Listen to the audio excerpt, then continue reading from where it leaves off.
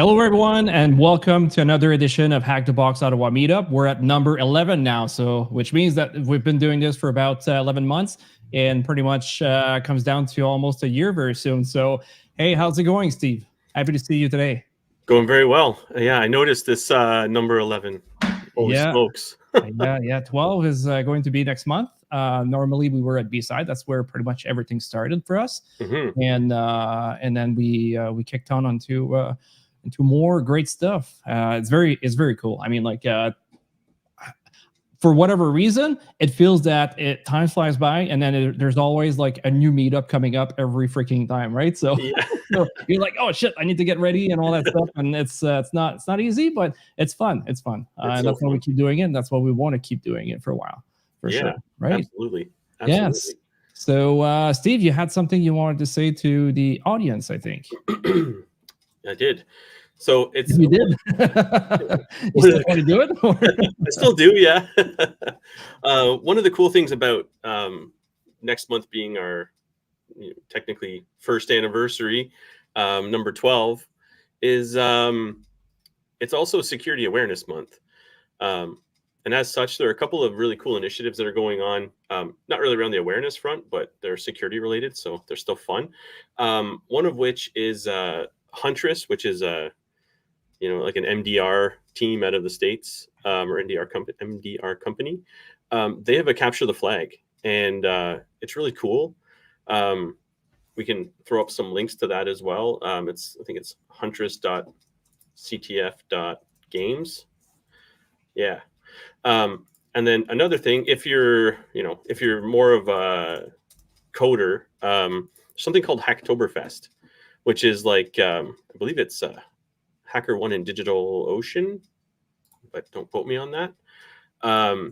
And essentially, it's all about contributing to open source projects that are security related. And if you have an open source project, I forget what it is. You add something about Hacktoberfest, and then it'll enable anybody to just do like pull requests, and that would count towards their Hacktoberfest score. So it's pretty cool stuff. A lot of interesting things coming our way in October, and I guess Sector is also coming up in October too. Yeah, in Toronto. So, by the way, very good point here. There is a chance for you. I put it in Discord server, but there's a very good chance for you to be able to get a free ticket if you are interested in going to B-side Ottawa, which is going to be November 20th and 21st, right? But if you buy your ticket before September 29th at I think 11:59 p.m., you're going to be entered into a draw to potentially win a ticket to go to Sector. So very good point here. So if you need the link, maybe we can put it in a chat later on. That's something that can be done, but just so you guys know. Yeah. Keep yourself very, the, what's it called? The Security Month. Is that what the name is? Security Awareness Month. Yeah, Security Awareness Month. It's good to have a month, right? It's very, very good. But unfortunately, we should do it every month.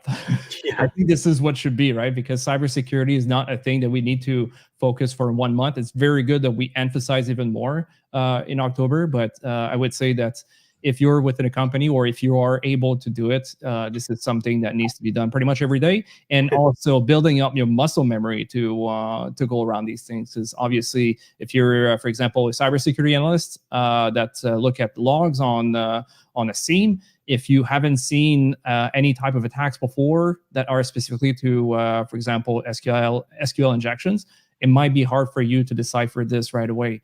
You might not see exactly the attack going on and all the other new attacks coming up as well. So keeping you informed is extremely important, and having important resources as well in there. And hopefully we can be some sort of a vector to help you out and emphasize this throughout your career as well too. I think that's very important. Yeah. So hold on. Sorry, I had to clear my throat a little bit. So good. It's going to be a little bit different, this format. Well, I forgot, Steve, do you have anything else you'd like to add? I don't want to cut you there. Oh, no. Thunder. No, that's pretty much it. I think, I don't know, are you sponsoring B-Sides in November? No, I'm not. Not this year. Too busy, unfortunately. I cannot go. Sorry, not I cannot go, but I cannot do the sponsorship and then do all that stuff all together. Absolutely. It's a lot of work, so unfortunately, it did not work this year. Okay. However, I'm planning on be there and attending. So I'm looking at potentially doing a actual meetup, but not like a meetup that we are going to hack necessarily, right? But more of something where we can just gather into one area and then have a chat and just enjoy our time, right? So, and then you get a chance to meet with us as well, and then we get to connect with you, the audience. I think it's important to be able to do that. If you're far away, obviously, might be a little bit different. We're not asking you to buy any tickets or something like that, and that's what it is. But what I could do potentially is like bring my phone and then make sure we can do a small touch up directly online at that point. But more to follow. I'm not promising anything here, right? So for sure. Yeah, that's something that could be interesting to be able to connect all together and have a chat there Cool. at D-side Ottawa. I think that could be a good idea. Yeah, and I'm sponsoring, so I'll have some passes, 10 it looks like. Oh. So we might be able to do a draw. Maybe next month we'll do a draw. Next month in October? Yeah, because it is until the end of November, so people can start getting their stuff together and understand if they can make it or not. Oh. And then we can do a draw. That's a teaser now. Yeah. Yeah, I mean, like, so Steve said he's gonna have probably 10, but he's not saying he's gonna give 10 to all the audience, right? So just keep that in mind. Probably gonna have maybe a few, maybe one. If we get one, that's already pretty good. But that's the only thing I would like to say. Yeah, so good call. Thank you. Up, hey, there's 10 people in the audience. Why I don't have a ticket? And hopefully, if we're lucky, maybe we can get our hands on some CTF passes too for early bird. We can talk to the organizers and see if maybe if they have space, because it fills up really quickly. Yeah, especially that one for sure. So good, and it's a new venue, so maybe we're gonna have a little bit more space around the place. But their website has been updated, so you should have the latest and greatest from B-side. So that's good. That's good. I think there was something else in October. I'm trying to think about it, but I can't remember. But either way, if I remember later on, I'll make sure to communicate that to everyone. So good. So let's do a little bit of machines over here. So it's a little bit of a different format to this. During this one, we're going to do something that's called Sherlock, right? Sherlock is a little bit more like a blue team, which is basically like in our example, we're going to go take a look at a PCAP and another file too, and then we're going to figure it out exactly what's going on and all of that. In Sherlock, sometimes there is like malware analysis or reverse engineering and the likes, and that's something that could be very interesting in the long run. To be able to do those exercises. So if you like this format, or at least you like Sherlock's a little bit more, make sure you let us know in the chat, and then that's something we can start bringing up a little bit more often. We are like accustomed at Hack the Box a little bit more on the red team side, but obviously there is blue team stuff that is very interesting. And then once in a while, Steve is going to interject himself a couple points within our presentation here, and we'll basically bonify like get a couple of tools in front of us and then show how it could be done a little bit better, or maybe other stuff that could be very relevant to the occasion. So, all right, sounds good. So let's do this over here. Okay, so when we take a look here, I just logged in, right? That's the Hack the Box Enterprise that we can see here. And then I'm already logged in onto the Enterprise. And I selected Meerkat. This is the one that I said, it was a SOC. While this is a SOC exercise, it's gonna be easy. And then here we are welcome to like with a little text. So that's basically trying to introduce us into what we're gonna have to do, or at least put us into the shoes of the person that's gonna have to actually go through it, right? So if I read this, so to solve this Sherlock is it's going to be a couple of tasks, and it just starts with this. So as a fast-growing startup, Forella has been utilizing a business management platform. Unfortunately, our documentation is scarce, and our administrators aren't the most security aware.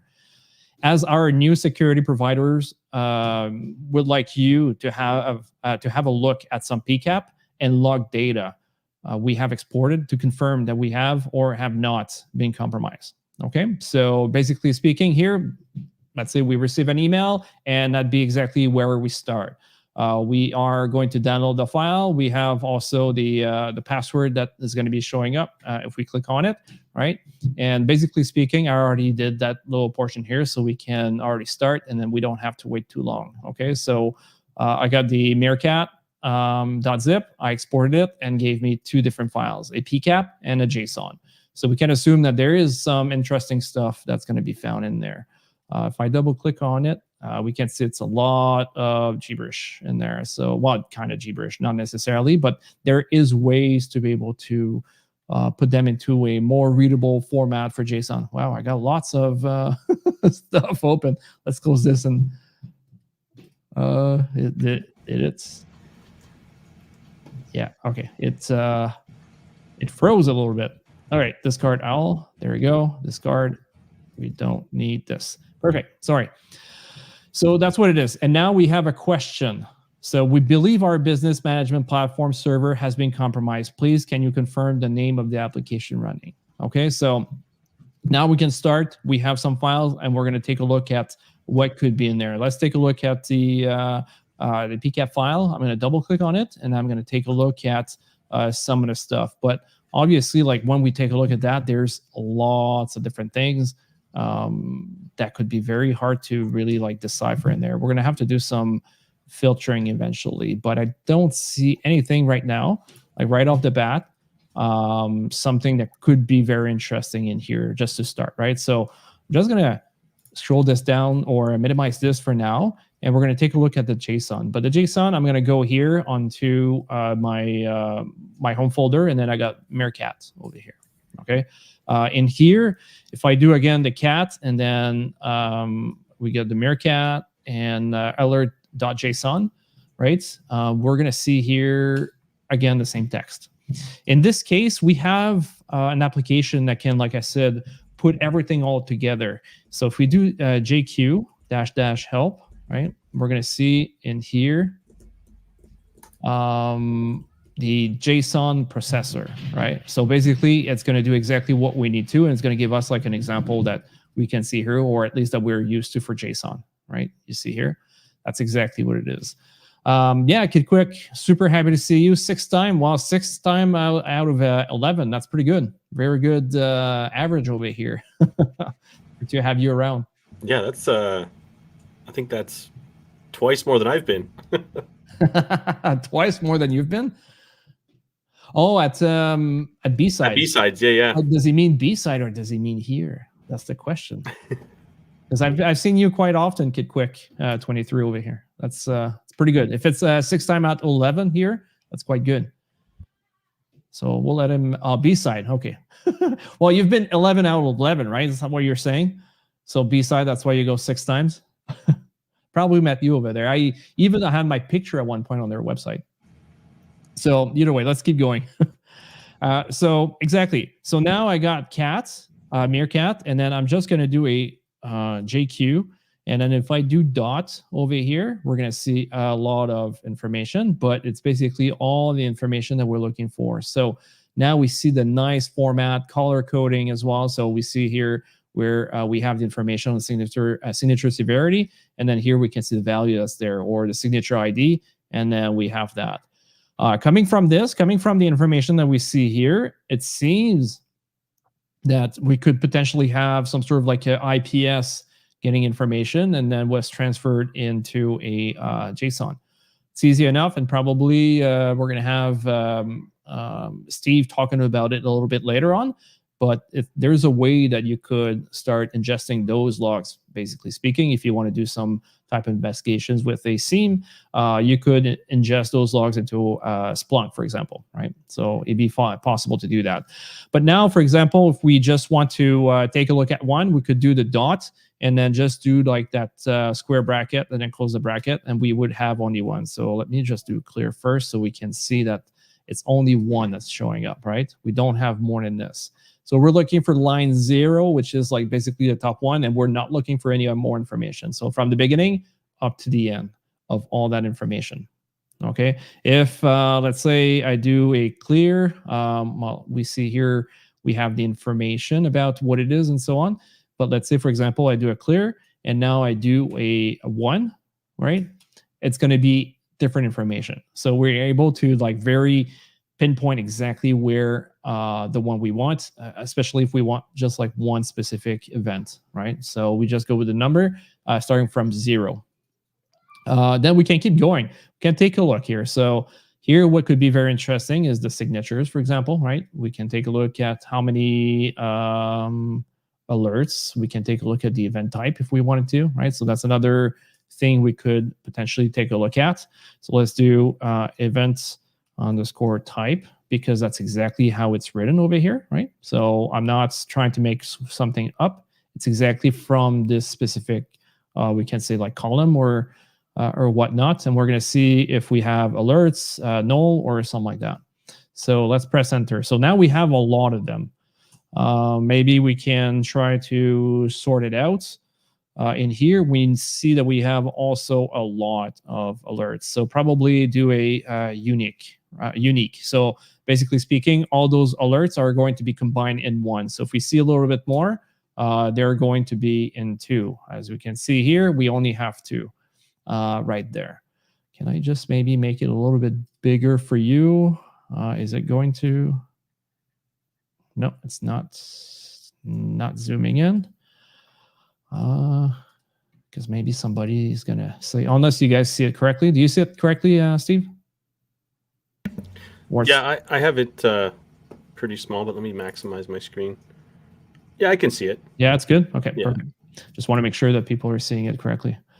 All right, so sounds good. So that's basically what it is. But now what we can do is unique. Let's say unique dash help. Okay.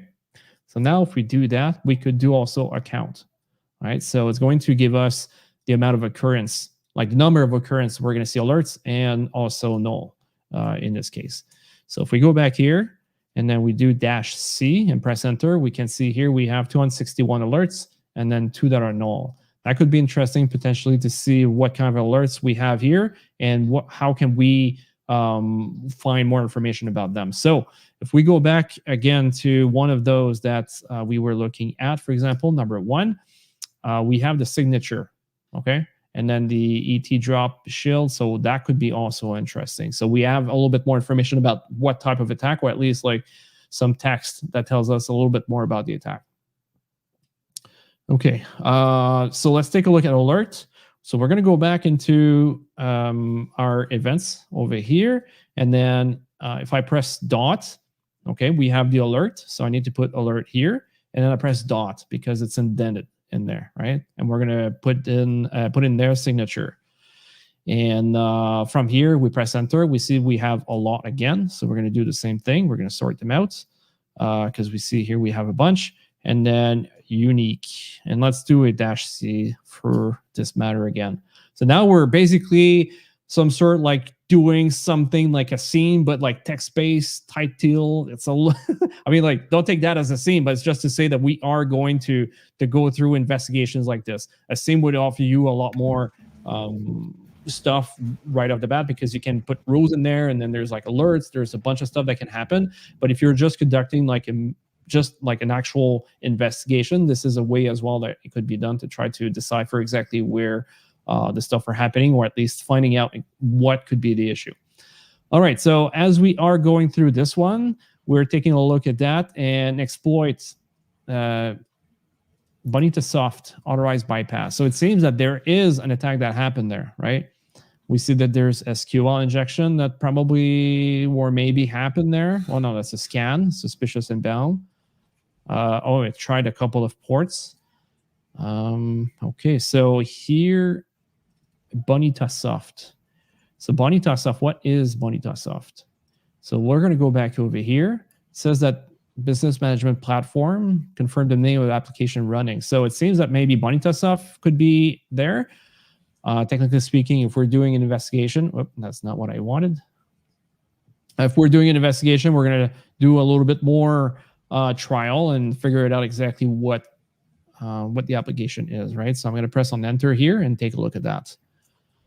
Bunny says self open source BPM is an open source business process management. Business process management. I think that's exactly the same thing that they were talking about. Business management platform, probably almost the same thing. Technology was, yeah, I mean, it seems to be that. So let's go back over here. And I'm going to Bunny to soft. I think I already had copied. And then we're going to press enter. And then now we see here, that's exactly the software that we were looking for, Bunny.soft. So that's what they were looking for. If we go to the next question now, because it's basically guiding us into like reading the PCAP and understanding exactly what's going on there. Oh, we're good. My bad. Sorry about that. Oh, did you do something? Yeah, I added my screen to the stage by accident. I was trying to prep myself to add to what you were doing. I'll remove me from the screen. Well, you're still there. Okay, there you go. Mine is back. Sorry about that. When you're finished, I have a point. I'll pop up. You got the magic finger. If you want to show something right now, you can go, or a little bit later. Yeah. Once you actually, you know what? Yeah, sure. Why not? Sorry. I'll just take over. I told you can just mute myself when I mute whenever you want, and then you can keep going. The joke was I would interrupt you, and I just completely did it by accident. Yeah, and I'll feel that I'm keep speaking, and then I'm good to go. So, so what I was trying to show is what I did with that data. So the JSON, I have a little Python script here. I collaborated on with ChatGPT.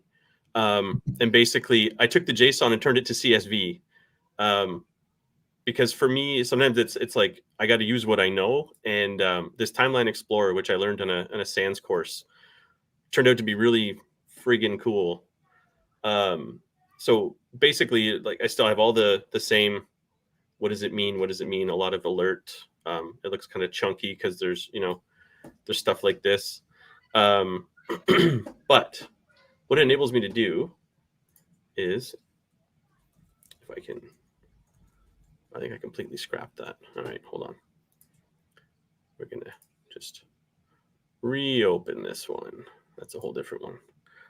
I've started playing around with the Sherlocks now. Really enjoying them. So let me reload this. So here we have alert. And now the really cool thing about this is I can just take this heading and drop it up here, and now it's grouping. So I've taken all that data and just made it like, what is this, like 20 rows or whatever? And it gives me kind of like a really head start to say, oh, it's Bonita-soft, right? And it shows me the full alert with some extra data, what exactly it was we were trying to do. And then I can just expand them to see all the individual ones. So JF, when you were talking about like, oh, this is kind of like what a SIM looks like, you're correct, right? And that's essentially what a SIM is designed to do, is to take all of our tools like this one, like JQ.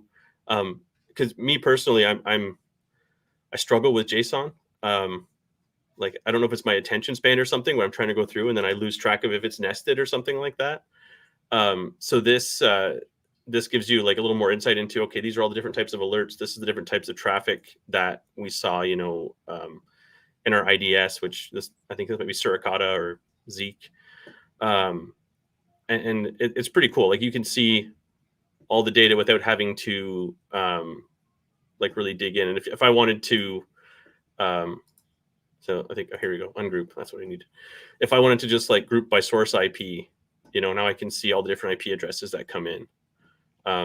Which is really cool. And one of the things I was working on today is event logs to like event viewer to CSV, and that's painful. But anyways, that's probably for another night. But I just wanted to jump in and kind of illustrate that. This is unfortunately just a Windows tool. It's not Linux or Mac, so I'm running on a VM. But yeah, so the first thing for me was, I was like, JSON, I don't know how to parse it well enough, so I'll just convert it, and then I'll use one of the tools I know to try and drill down and get me the information I need.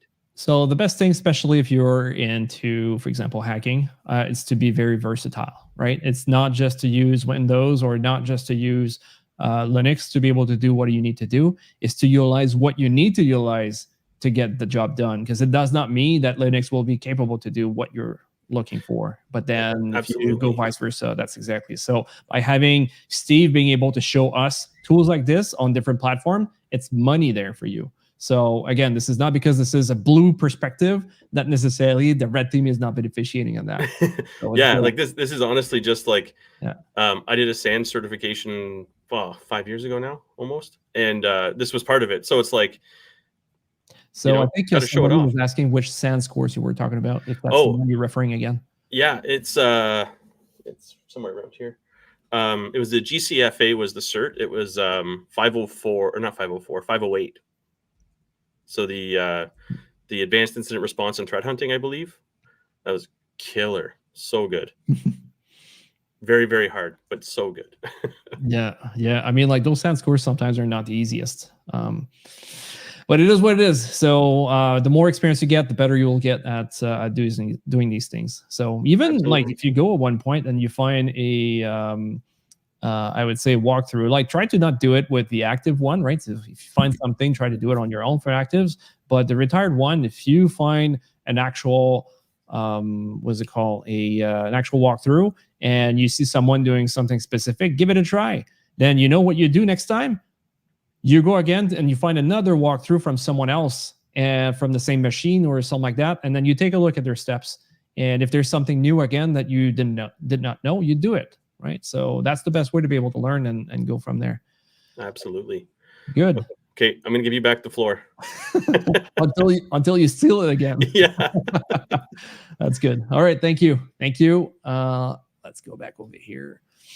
Perfect. All right, so yeah, so now we found what was the application, the issue.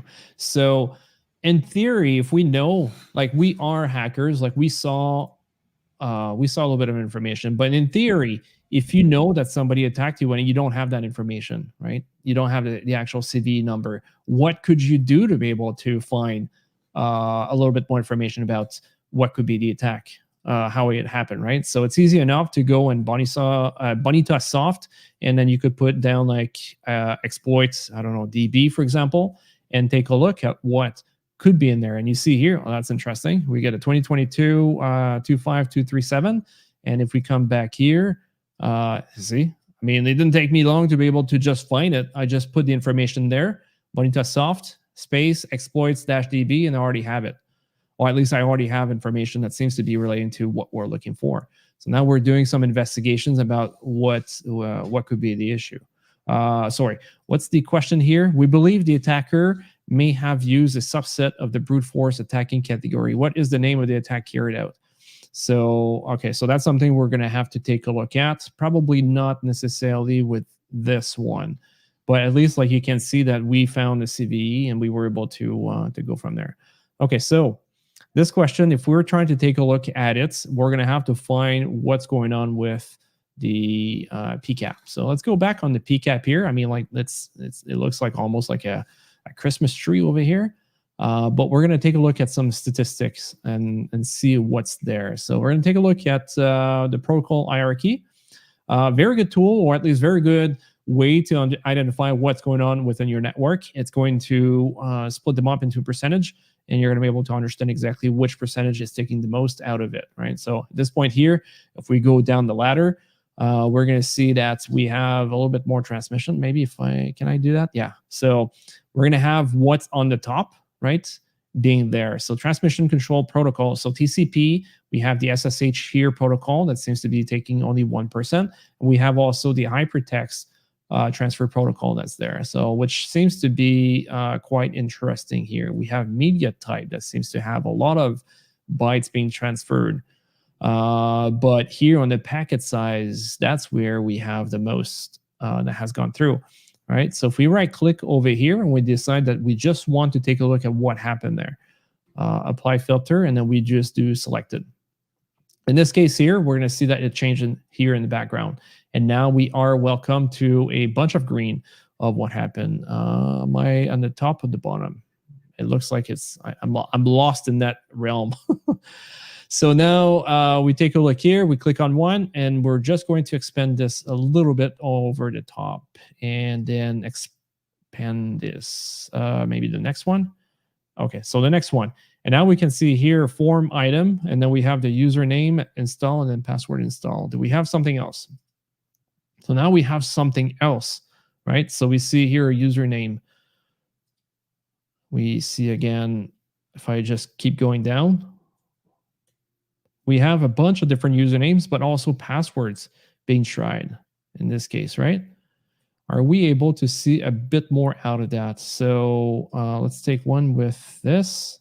I'm going to right click on it, right? So, oh, no, not this one. Expand, take a look at the value, right click on it, and then apply as a column.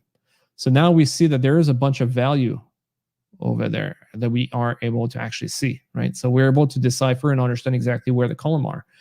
So if I do, again, a sort type deal, right? So I click on value here. Now we are at, like, everything is sorted out. So it seems that we have a bunch of stuff that seems to be happening. So is there anybody that's know what seems to be pointing out, like what seems to be some sort of like the obvious in front of us?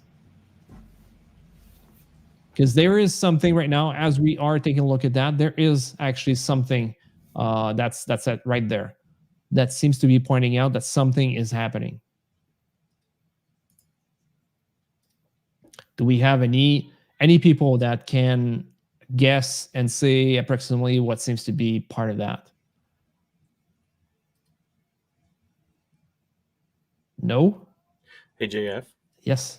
Can I jump back on? Because I have some supplementary data for you on that one as well. On that one? Okay, just give me a second. Just give me a second. I'm trying to see if somebody is going to be able to have the actual name of what we're seeing here when we take a look at that, at the value. So there we see here.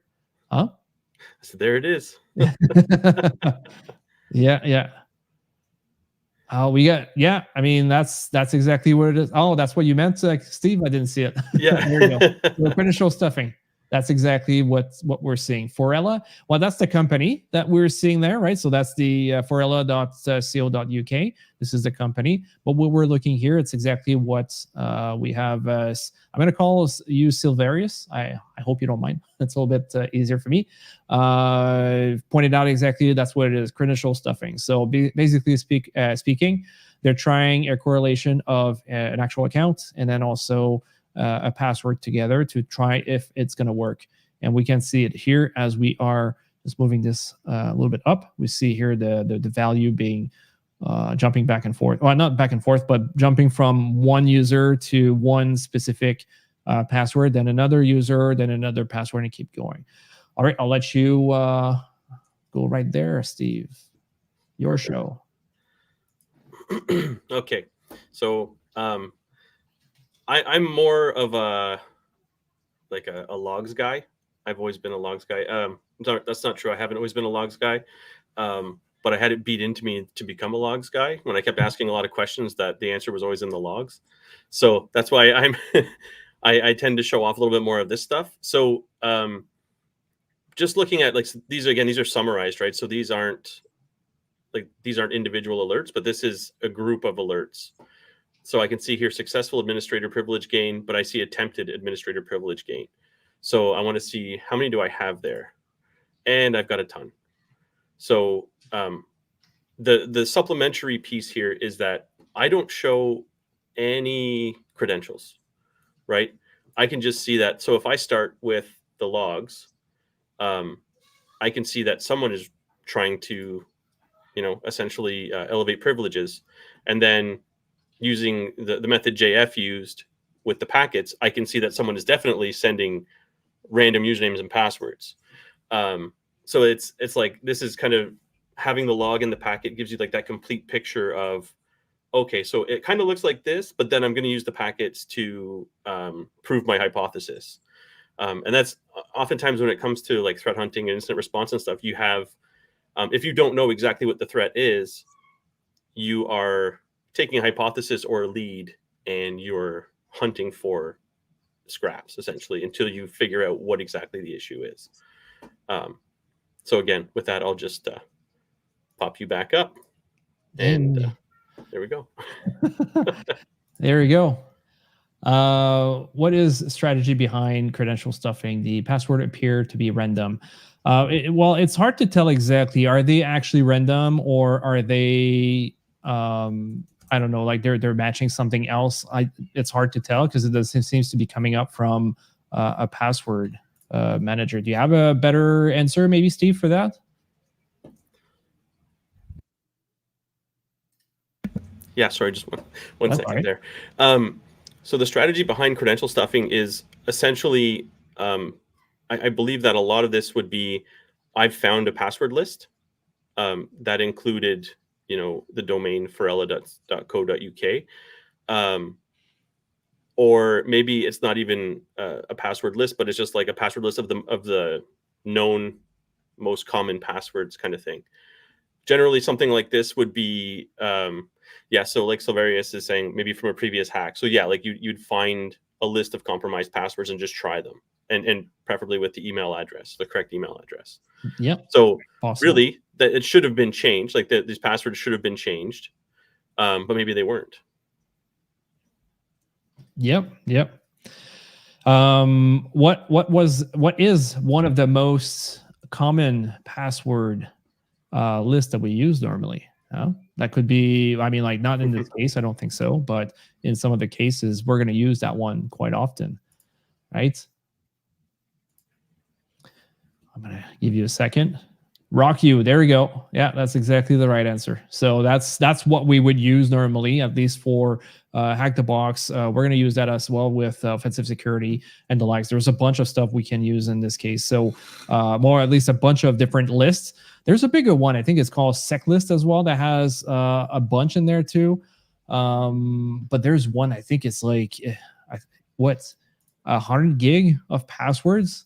I think there's like one that's like super, super big. But either way, we're going a little bit outside of the realm, but RockQ is the main one. We're going to use it. So I'm going to ask a question right now. Another one again. So this one is going to be for, like, as you can see, probably scrolling down at the bottom of the screen, you're going to see that there is 3 times 1 month VIP Plus that we're going to be giving away today, right? So I'd like to be able to give a chance to someone right now to be able to win this one. Okay, so at least win the first one out of the 3. So my question is, right now we talked about RockQ, we talked about credential stuffing. So I'd like you to tell me, okay, so there's multiple answers. And I'm not looking for one specifically, right? So there's multiple answers that can be used. Oh no, hold on. Yeah, okay, so I got one specifically that I'd like to be able to use, and this one, you can use it with multiple GPUs. In general, this is probably one of the fastest one we can use to be able to do, let's say, for example, password, like cracking a hash with the software, and we're able to do it. So which software is the one that we are most likely going to use to be able to do? Yeah, there we go. Okay, there's already one. So basically speaking, Hashcat was the exact one I was looking for.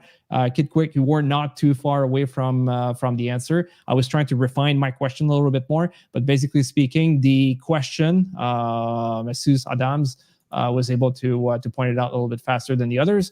But basically speaking, Hashcat is the one software where you can put multiple GPUs in line to be able to do basically password cracking, right? So if you have a hash, you can actually go offline and then use one of those things like RockQ 2024, you can see here from David T, or you can use RockQ, you can use SecList, you can use a bunch of all of them, and it's going to go through a bunch of hash, compare them, and then tell you if there's a hit or not. So Hashcat is the one that I was actually going to look for.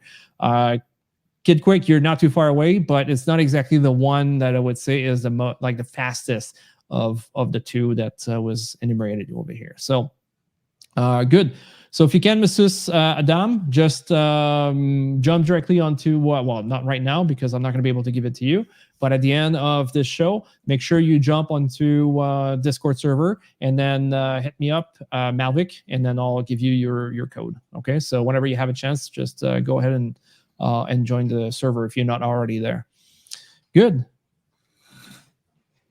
Yeah, GPU. I mean, like Steve, you can probably test to that. But if you, let's say, have multiple GPUs, you can crack super fast passwords. I mean, like you're not going to be the same way as what seems to be quantum computing, for example. It's not going to be the same as, for example, if you're trying to do some other stuff. So there's still lots of processing power that needs to be done, but this is probably one of the fastest one.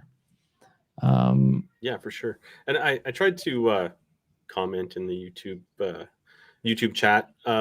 Basically, the tool that I'm using is called Timeline Explorer, and I'll throw it in the Meerkat channel on Discord as well. And I think there was something else. Yeah, there was another question from Harsh Sawant. What about the requests that are passing install as creds? So one of the things you'll be able to find, I think that JF is going to show you in the packet capture the difference. But for example, I see only 4 successful login attempts. So all the ones that are install are probably just attempts at trying to get to the privilege escalation, but they're not working. Otherwise, you wouldn't see as many, I wouldn't imagine. Yeah. Well, hard to tell exactly what they're actually using, but if we don't sort them out and we just put them, let's say, by time, we're going to see that it seems that it's like a username, and then we see here install, and then a username, install. So I'm not too sure exactly if there's like a relation over here. Obviously, doing some more digging into the application and trying to find out why that potentially be the case. Maybe there's a specific reason. Maybe like entering a couple of username back to back will basically like time you out. But if you do this and then you do install, maybe it resets the whole thing, right? So right now I'm just speculating. I'm not saying that this is what it is, but it could be potentially that too. So very important to keep that in mind. I see here Eric Zimmerman's tool. All right. Timeline Explorer. Yeah.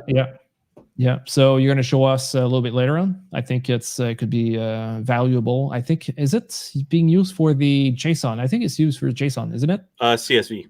CSV. Yeah, so that's why I converted my JSON to CSV. Yeah. Okay, makes sense. Perfect. All right, sounds good. So where was our question over here? We want to make sure we can get this done. So we believe the attacker may have used a subset or brute forcing. So we had credential stuffing, credential stuffing. Do I need to F in there? I need to learn to write. All right, so does the vulnerability exploited have a CV assigned? And if so, which one? I think it was quite easy for us earlier. We already found it. I think I had it already over here. So if I just copy this selection, that's there. But you already seen that when I did the research here on the website, on Google, I just like Bonity saw exploit-db, and then I already saw that, right? It would have been super easy. Is this one the same? No, this one is 2021. Not too sure if it's on exploit-db potentially, but either way, we're good to go. That's exactly what we're looking for. I'm quite sure. So let's just put our answer over here to lock it in and be able to move to the next one. All right, so the next one is which string was appended to the API URL path to bypass the authorization filter by the attacker, right? I see here there's a question that seems to be pointing out to what I'm looking for as well too, or sorry, what we were just looking for. So if you give me a second, I think I'm just going to step over here right now and do this one, because it seems that we're very close to what it is. Maybe this question should have been before. So how many combinations of usernames and passwords were used in the credential stuffing attack? So we talked about usernames. I'm not too sure if install is part of it. I see one at the bottom there. So I guess if we just click here on top, scroll down. Not too sure if it's included. So now I have 56. And then if I go down at the bottom here, I would have 57. So let's give it a try with this. Do I have 57? If that works. No, if we remove the install, does it work? Okay, so this one was working. That's the install is the one that was the issue. Okay, so let's go back over here. Which string was appended to the API URL path to bypass the authorization filter by the attacker exploit? So let's go back over here and see and read a little bit more about the RCE and how they can bypass the information. So we're going to keep going down. Is there any information? So normally reading all the technical vulnerability may help us out. So it's going to the REST API. Let's keep going down. Do we have anything that could be session is not needed? Shown below. No. I see the exploit over here. Okay. And the parameter. So as we saw in the web.xml, the pattern which is passed in the parameter is this. So I'm not too sure if we're going to see this. I haven't seen it yet.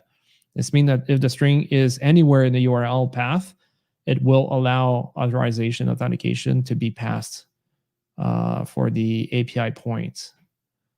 Okay, so that might be something that we are interested in and see if we have something like this. Why can I copy? Okay, I guess Control C. If I need it for later on. Do we have anything here that could be pretty good? I don't know. That's something we have to take a look. So I'm very interested into like Bonita logging service. So I'm just going to apply a filter and just go for selected ones. Because right now we're going to have, oh, hold on. Yeah. Okay, no, that's good. Is there anything else? I just want this. Maybe a little bit further. So now we are looking the TCP stream. Yeah, maybe that's what we need to do. So if I right click here and I do follow TCP stream, for example, now I'm going to be welcome with this. I have a little bit more information. So we're going to see like TCP stream is basically like when the session started and all that stuff. It's just going to keep going through it, right? And give us information all together. So instead of seeing packets all separated, we're going to see the stream 1092 all together. If we want to, we could have like gone to the next stream afterwards if we want to, but for now, I'm just going to keep it here. And I'm going to take a look in this one. So we have the API over here.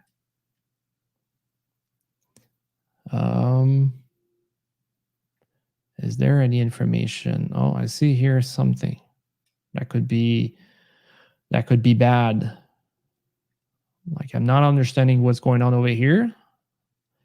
Like there's ways that we could try to see if we can find it. So there's a way to like, I don't know, like go YAML, go right now I got ASCII, but let's say I go to CRA, right? I couldn't see something else potentially. If I wanted to go xdump, I could see potentially something else. So there's multiple ways to sometimes like see a specific format that you're looking for. So if we keep going down a little bit more. Yeah, TMP. It seems that there is a couple things that's going on right now over here. Right, so what was the question again? Let's go take a look real quick. So which string appended?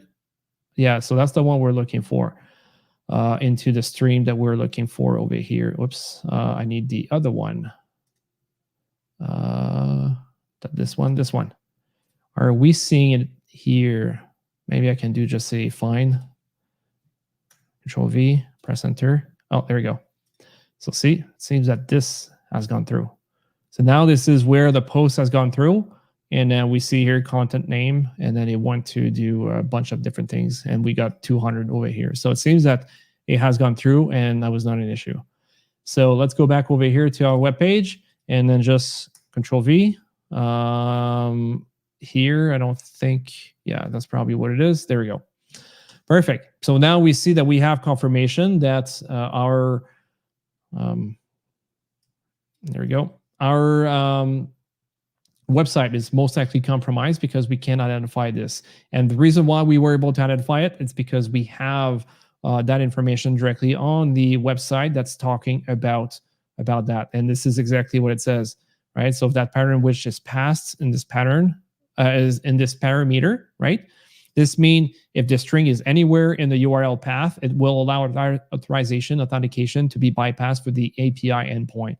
So basically speaking, right now, we are just showing up that, yes, it has been most likely being bypassed because we have potentially that's a vulnerable application. Can I just say something? Yeah. That's wild that like that's the string. And that's what kind of always gets me about this industry. Like what we do is like someone just figured out that string would be the one that, you know, grants access through the API. So it's really cool. And I'm gonna show a different tactic for discovering it later once you're finished. Okay, good. Yeah, no, that's exactly.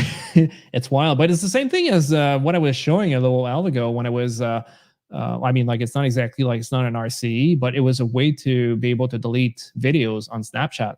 And the thing is, it was just an ID that was not sanitized, right? So anybody that was deleting a video was able to see the ID.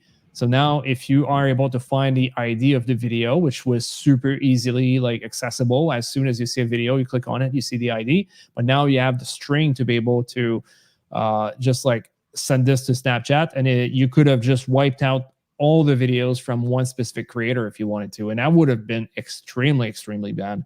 And this is something that I don't understand how it just got passed. But at the same time too, I mean, like we can judge from the outside, but if it's us actually doing it, I mean, it might be a little bit more than we think. Yeah. And like, I guess with like automated tooling and stuff, that's just like, hey, I'm going to tell this tool to generate some random crap and throw it at a web app and see what happens. You know, like it's yeah.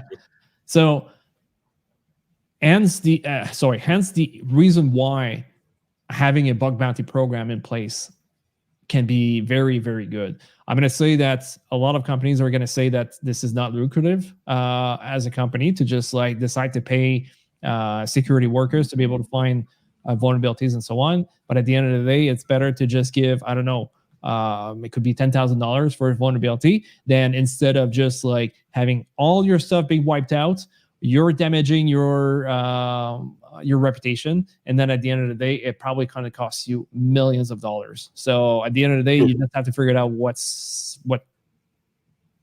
That's always being able to put a price tag on security is always the problem, right? Yeah, exactly. So it's unfortunate, but that's not the case for every security leaders.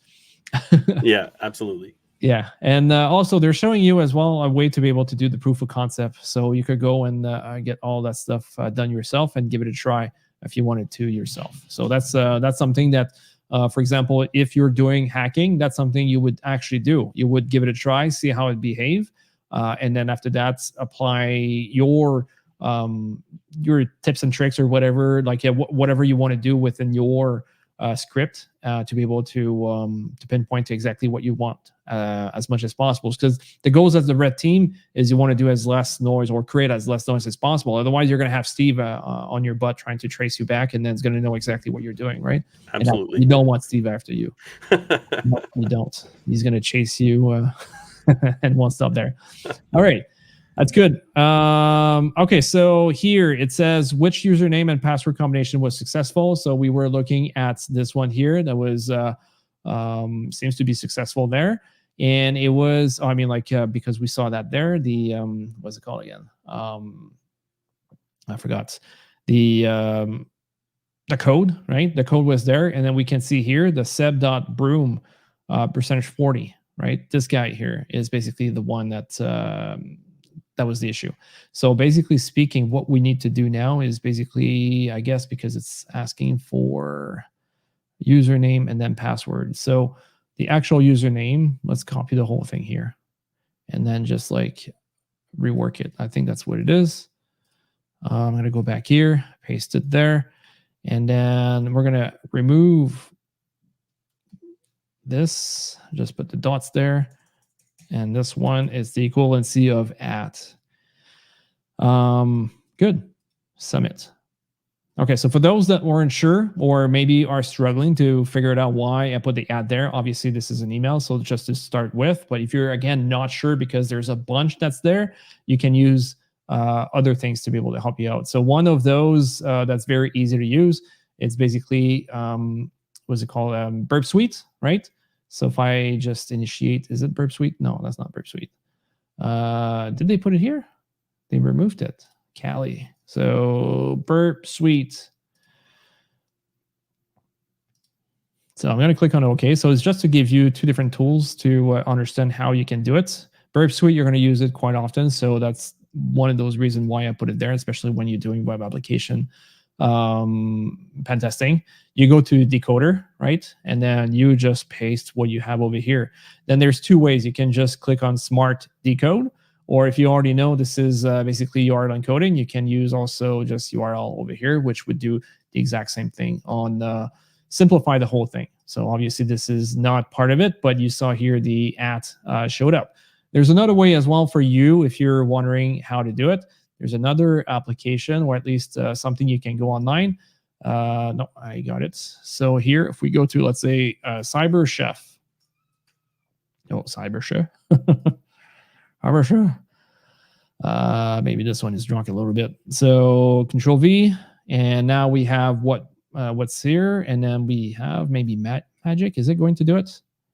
No, Magic doesn't do it. But I think if we do URL decode, there we go. URL decode. I'm just going to scrap this one up. Yeah, I think I can do that. There we go. So now if I do URL decode, I have my URL that's here, and then now it puts it at the bottom there with the @ in there. So if I had a bunch of stuff like that, it'd be easy enough to do it. Or you can just do URL, like you type in here into Google, and then you do a URL decode, and probably, or URL encode list, and we'll probably be giving you a equivalency. However, this is going to be long if you start doing this. So think about utilizing like different specific tools to be able to help you out achieving this. All right, perfect. Sounds good. So now we can move on, I guess, to the next part. Let's go back over here, and then down. Okay. Perfect. So again, if you just join in, we are running those cybersecurity meetup, or the Hack the Box Ottawa meetup, which I should say, where we are presenting machines, and we're doing a bunch of different things all together related to Hack the Box mainly at this point. And then if you're interested, you can join. I'm going to put this one here. You can join directly our meetup page over there to be informed exactly when the next meetup is going to be showing up. And then after that, you can join also our Discord server, where we have a bunch of cybersecurity enthusiasts that are interested into this. And then if you want to, you can participate. And once in a while, we do some events. Like eventually, we're going to have a CTF potentially. And then we're going to be inviting a bunch of people from the server, and then hopefully going to be able to win. I think last year we finished 127th out of like 10,000, which was pretty good. And then after that, I took a couple people from that group, and I brought them into the business meetup, where we finished 37s. And then we were competing against Microsoft, Google, and the likes. Like, we were not far away behind them, and we were only 7 out of 30. Right? Most teams, they were 30 at that point, especially in the top 50. So it's just to give you an example of what we're trying to achieve over here. So feel free to join up our meetup page, and then we're doing that every month on the last Thursday of each month, right? Good.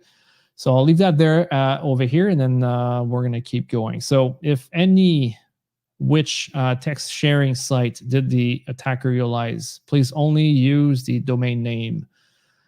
Okay, so now we go back over here. Is there anything that we can find in this case? Finding out over here, because that can be a little bit harder. Maybe I can do a .com or something like that to see where HTTPS. Like, it seems that there is a bunch of different gibberish over here. URL token, RCE. So no, it doesn't seem to be pointing out to any page in this case, and we see this again. Oh, we see delete. Maybe try to delete the whole thing. Who am I? Current date? Nope. Trying to cover their tracks. Yeah, potentially. A very, very good point. Very, very good point. So now here we don't see anything. So maybe they use a different one. There's also another way to be able to do that, similarly to what I showed you here onto protocol hierarchy, We can also go, if I go here on Wireshark, well, I don't think it's going to matter. So I'm going to do a statistic. If it matters, I'll figure it out right away. We see here HTTP, and then we can see requests. So basically, it's trying to request other stuff. I see URL encoding, again, a bunch of it over here, but that's basically Ubuntu and probably trying to update their own stuff.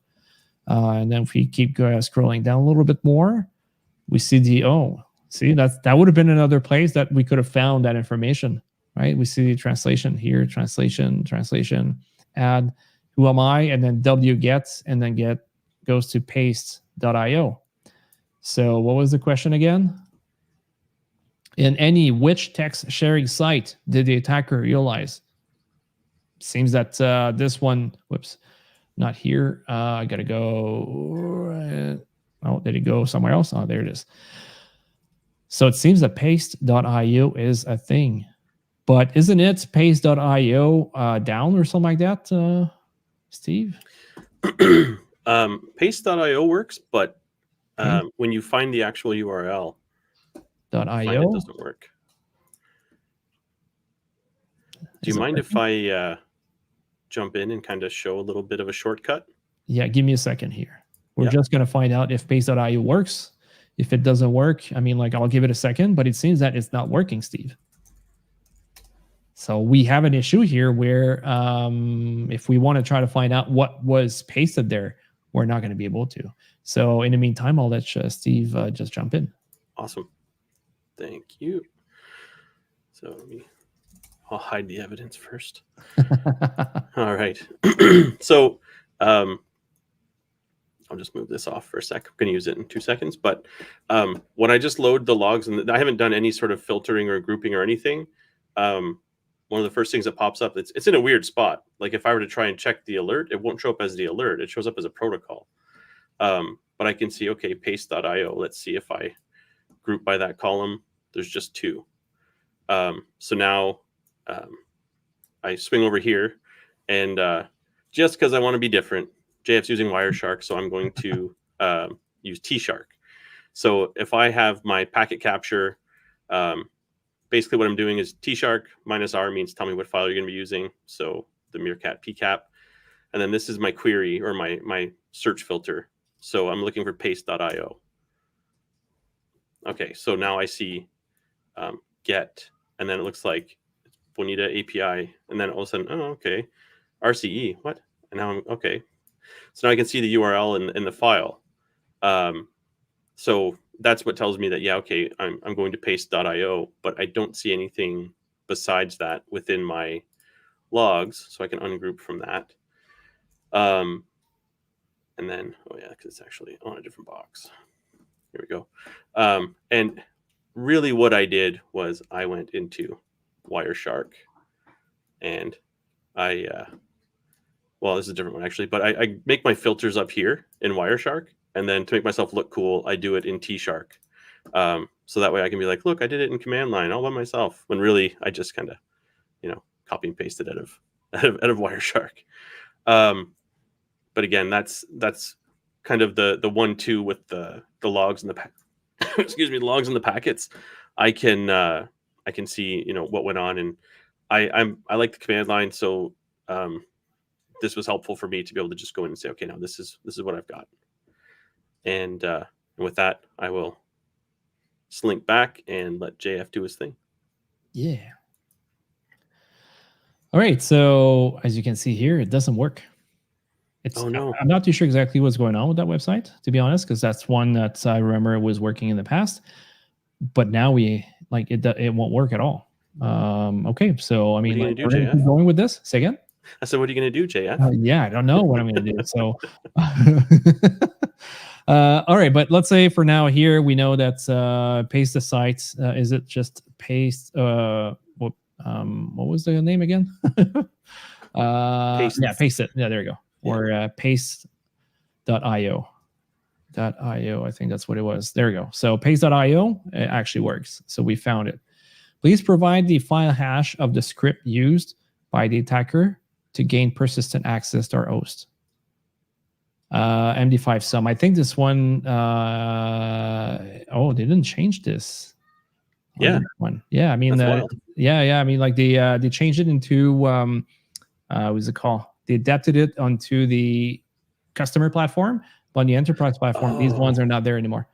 And I mean, like we can give it a try and see how it goes, but that's not a thing anymore, right?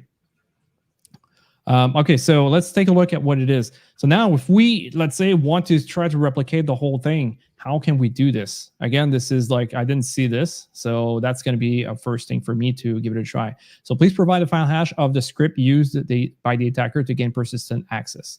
So let's go back again to what we have over here. And then we saw that. So basically speaking, we're not going to be able to get access to that because this is something else. If I do copy here, come over here, and I'm going to just like paste the whole thing again, right? And I do Control V. Well, maybe not that exactly. I didn't copy something else. Can I just copy this and paste it there? No, it does not work. Okay. So let's do it directly manually, I guess. HTTPS / paste.io / and then bx5 GCR0ET8. Okay, I'm just going to copy that just in case we need it for later on. And then I'm going to press enter just in case that for whatever reason, just paste.io does not work directly. And it seems that it's probably not working and it's probably going to send us somewhere else. There's one thing I could do. Okay, so there's one thing I can do is I can go to google.com and then I can try to do this, right? And then paste it there.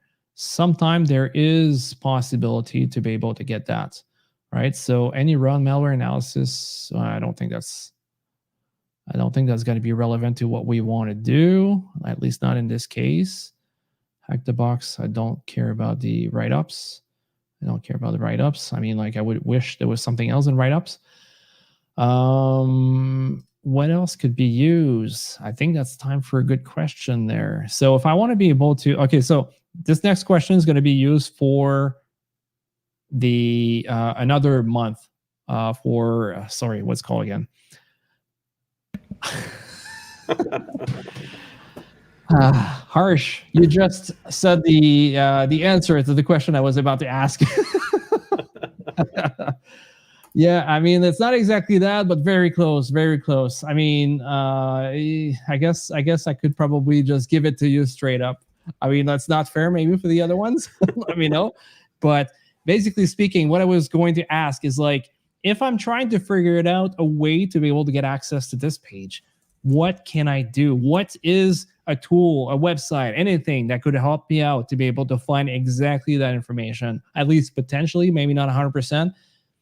And then, so I'll give you, Harsh, a second to be able to, you got the Wayback URL, but there's like, let's say remove URLs and what's the actual name at the end of that? I'll give you a couple of seconds, or at least a chance to be able to just finish this one. How do they call it? Wayback something. Wayback. Well, there you go. You just helped him out. Wayback machine. There we go. I thought it'd be a harder one than this, but I guess it just went up directly there. Perfect. That's good. That's good. I like that. So I'll give you this one here, Arsh Sawant. That's exactly what, or pretty much what I wanted. I think it's close enough, and I'm quite sure everybody will agree. Do you agree with that, Steve? That's close enough. Yeah, like Wayback URLs is a software project, but I think it's the same premise. Yeah. Okay. Good. Yeah. It fetches known URLs from Wayback Machine. So yeah, just command line. Yeah. So it would probably work. I mean, I never tried this one directly. If you're saying it's command line, huh? I'm installing Go on my Mac, and I'm going to try it out right now. Yeah, I don't know if it's it comes here, Wayback URL. I don't know if there's actually one or else. No, it's not an actual command. Maybe if we do, let's say sudo apt install, or maybe search first. Search Wayback. That's a good one. Wayback PY, access Wayback Machine API using, oh, you need to put an API there. Okay, that's probably the thing. But they called it Wayback Pi. But that's good. I mean, like, if that's an actual command line, I didn't know that there was one. So let's go back over here. And now I'm going to go to Wayback Machine. Press enter. And then I'm going to press copy. Sorry, not copy, but paste it there.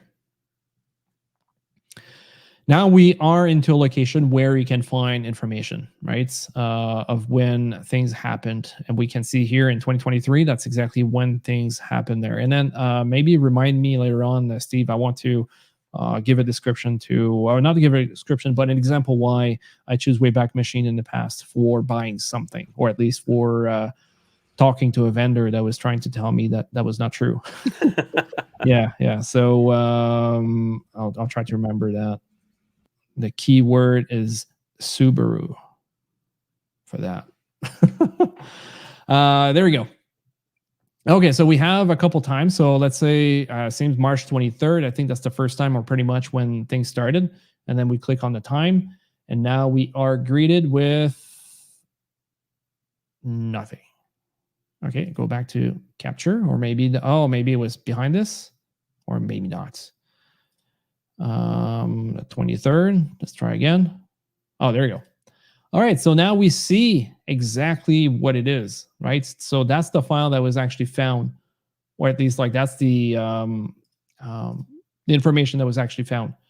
So when we were taking a look at this, we can see here there was a bin bash, so probably a bash script, obviously, right? And then we have curl, and it's going to do a to paste.io, and then see the actual link. And that's another one probably we can take a look in a second and then see what's going on over there. And then it's going to go here. So the likeliness, like what you guys think it could be, why would someone put something on their authorized key in there? Like what would be a way to be able to facilitate? I don't want to give too much information, but what do you think is the reason why somebody would want to put, or at least append, because here greater than means it's going to append on authorized keys. What would be the reason why people would do that? SSH, yes, that's not exactly what I'm looking for. Callback, not necessarily. Well, they want to call back there and get there potentially, but what would be the actual thing? I want a little bit more descriptive than this. It's not too far away. Like you guys have the right idea, but not exactly what I'm looking for. Very, very close though. Okay, good. To add attacker's key into the authorized files. There we go. So yes, that's even better. Put the public key in there, setting persistence. So now if you put the key in that location, right, and then you guys are saying persistence and so on. For example, me, I'm just going to go like if I don't know what I'm doing, right? If I want to go on the machine, to me, I know it's SSH because that's what we talked about. But SSH means that I need normally to enter my credentials. So I got public key. So what do I need to be able to make sure that I can get there? If I know normally I need login and password, my credentials. Are credentials still valid? Do I still need them? Do I need to find them? Or what else do I need to be able to make it work? To make it work, I need my private key. Good. That's another really good point. So now, yeah, private key. Good. And now, if I have the private key, do I still need to put my credentials in place to be able to get in?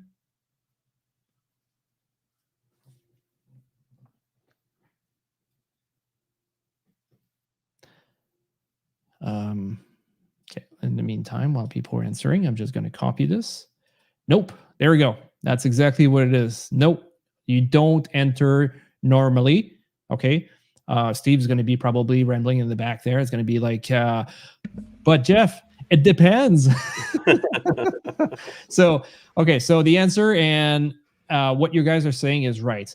However, if somebody decides that's their SSH, they don't want to accept, for example, a key, a certificate or whatnot, it could be just plain denied at that point. But in general, I would say by default, it should be accepted. And you need the private key to be able to get there. Yes. So what you're copying and what we should be expecting into this specific location, right? It should be basically a private key that will basically be appended there. And then now you just do SSH to that specific machine and you are like in that location. Over here, we're saying it's Ubuntu. Like basically speaking, we need to know exactly which username it is. If it's supposed to be Alex, we need to put Alex there. Ubuntu won't work at that point. And it would be denied, basically speaking, right? So good. So now what we're going to do is we're going to go back over here. So we needed basically the file hash of the script used by the attacker to gain persistence access to the host. So it's the MD5 sum. So if we're trying to see the MD5 sum, we're going to give it a try and create this specific file, right? We have the link. I don't know if I do a wget. Can I do a wget to this? Oh, no, that's, sorry. I want to do maybe a wget to the Wayback Machine. I don't know if that's going to work. That's something I'm very interested in. So wget, and then let's do Control V. Is that going to work? I don't think that's going to work because, yeah, 113. Maybe bx. Oh, maybe it worked. Okay, so let's do MD5. Yeah, sum. I thought it'd be copying a bunch of stuff together, and it did not. So MD5 sum, and then we have the bx, and now we have this. So basically speaking, now I'm doing an MD5 sum on this here. Can I do a copy, and then go back over here, and then paste it there? There we go. Woo! Nicely done. I don't know if we're going to win them all, but at least this one was done this way. We'll figure it out as we go. I mean, like hack the box, threw us a ball, and we're going to conquer it. Doesn't matter. Good. So next one, please provide the file hash of the public key used by the attacker to gain persistence. Okay, so now we already know that this is most likely what was used. So we're going to go back here, go back to our way machine. Yeah, exactly. So here I see, I was thinking the public key get appended and then the authorized key file. So we can use, hold on. So we can use private keys on our local machine to gain remote access. I think that's exactly what we were discussing earlier. So probably I'm catching up on this comment a little bit late. But yeah, you're right. Masous Adams, that's exactly what it is. And then here, crazy, never expected we could do that with Wayback Machine. No, exactly. I was not expecting that. New hacker tool. Yeah. See, that's like, you have to figure these things out yourself. So yeah, that's good. I'm happy about it because otherwise it would have been a surprise and unfortunate that it does not work. Okay, so I already copied the other one. So now let's go back to Wayback Machine. I'm going to paste the other one I had here, and then let's press enter. Are we going to be able to get something? There we go. So now we see the actual key. So we're going to have to do the exact same thing. And that's what we were discussing about, is the public key. So if I go back over here and I do a wget, and then I put that there. No, that's not what I want. I need to copy this one. Copy here. And then wget, press enter. All right, cats, and then I start with H. Oh, see, this one is different. It copied the whole thing. So how did it work earlier? So we did this web archive and then went there. Was it the same thing when I did a wget? Oh, there's no. Okay, I thought it was something else. A V. Yeah, it's copying the whole thing. So it's a lot more than what was with the other one. That's interesting that this one does that.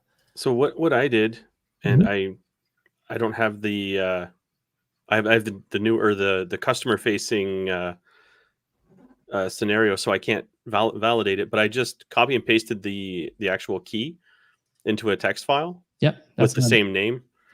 And we'll see if it, like, maybe if you hash it up. Yeah, normally that's what should be the, well, at least that's the way I was thinking initially. I just decided to do the other one, but this one, let's give it a try. So let's remove RM, HF. Okay, so nano HFF GRA 4UNV. And then let's do that. There's no extra space. That's the beginning. I'm going to do Control X. I'm going to Y to save it and then press Enter. And then let's do the same thing. MD5 sum. And start with H. Okay, so now we have that. Let's give it a try if it works. No, it does not work. So one of the things that could be happening is as we are copy and pasting it, potentially we are introducing some special characters, right? So that could be another thing too that it does that, and I hate it when it does that. Are we able to just take a text file, maybe? Text file. Okay, no. And then can I just paste it there? Oh, no, that's not what I want to paste. I want to paste the other thing. Let's go back over here. Control C. Control V. And is this one, can we remove formatting on this? Documents. Remove, convert. No, I don't care about convert. I'm trying to see if I can remove formatting in there. And if I can, it should put us into a better place. Like I have another tool on my computer that I can use, but I'm trying to see if we have something. Or maybe let's do a search over here. How to remove formatting. Kali, I don't know. What's a quick way to clear all formats from? No, I don't want to format my disk. No. Maybe text. Now to change to plain text, because that's basically what I'm trying to do. Because every time you change one thing, like it could be a capital, it could be lowercase, it doesn't matter. It's just going to change all your code. So just having one little piece of formatting into the text in there, which can create the whole thing. Okay, so let me just try to see if I can just use my my tool real quick and see if that's going to work. It should work. What Steve told us. Oh, is that the issue? Maybe, maybe not. Okay. I want to remove all format. Where is that?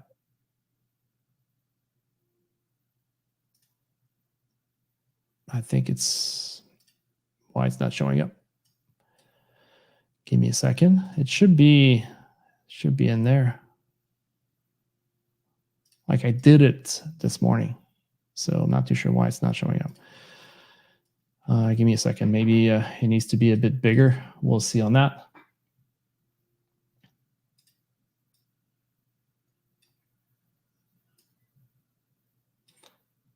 Good. Clear. Oh, there we go. Clear all formatting. Okay. Now I'm going to copy this.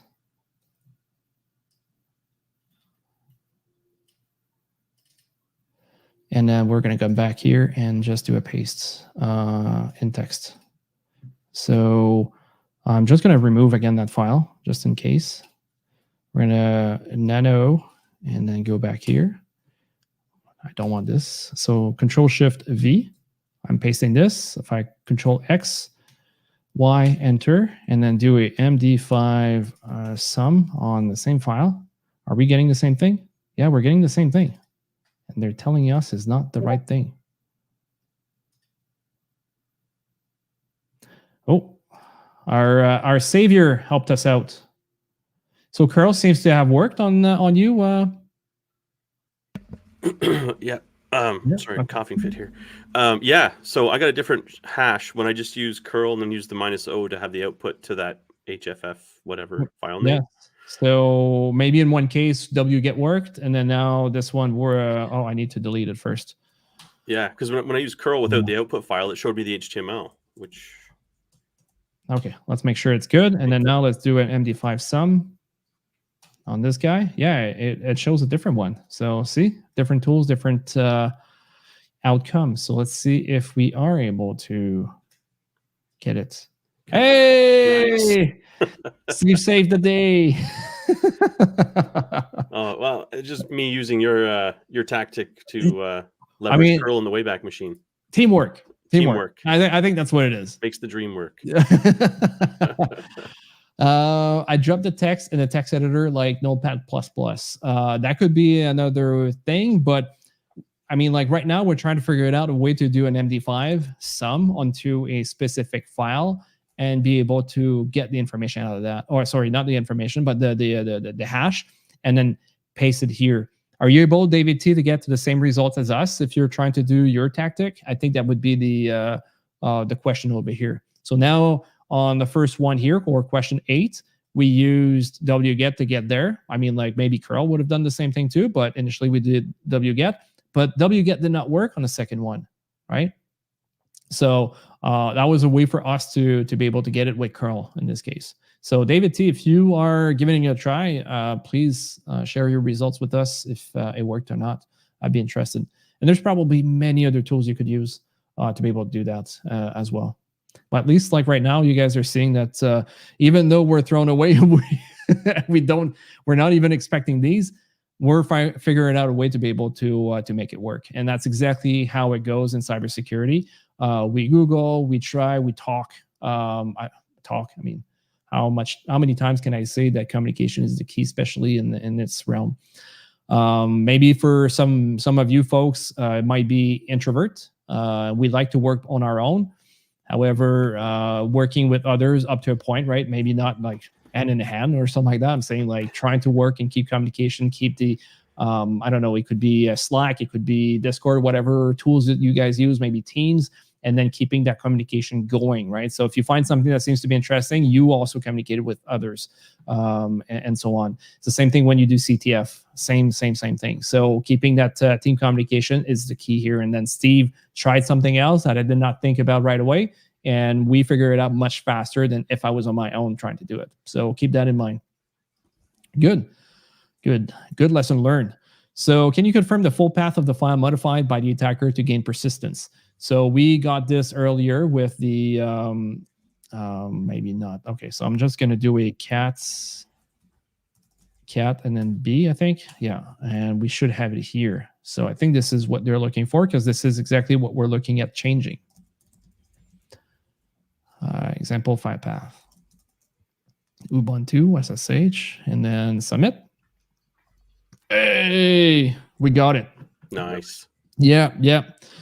So now we are up to, can you confirm the MITRE technique ID of this type of persistence mechanics or mechanism? I can speak right now. So this one, how can we actually do it? We need to figure it out. I know we talked about stuffing over here, right? Credential stuffing, but I don't think that's what they're looking for necessarily. I think they're looking for probably the technique that we're using to be able to change the actual key over here, right? So maybe we can go onto MITRE attack and then see if we can find it, right? MITRE, can't remember exactly, solving problems. Yeah, I think that's what it is. Is it? No. that's not that. Oh, there we go. I had 2 T's in there. That's the reason. Not the same company. So tactics. We can go to enterprise. Tactics. No, that's not. That's matrices. There we go. That's what I want. Now we talked about who. Oh, we already have the answer in here. We'll keep going a little bit. We already have the answer. You're a little bit too fast for us at this point. So we are going to. Yeah, so we are going to take a look at what we've done earlier. We had this one here, says setting persistence, right? Which was actually true. Not exactly where we were going 100% with the answer I wanted earlier, but that was true. So persistence, right? We are there. Then after that, we put private key, a public key into the authorized keys in place.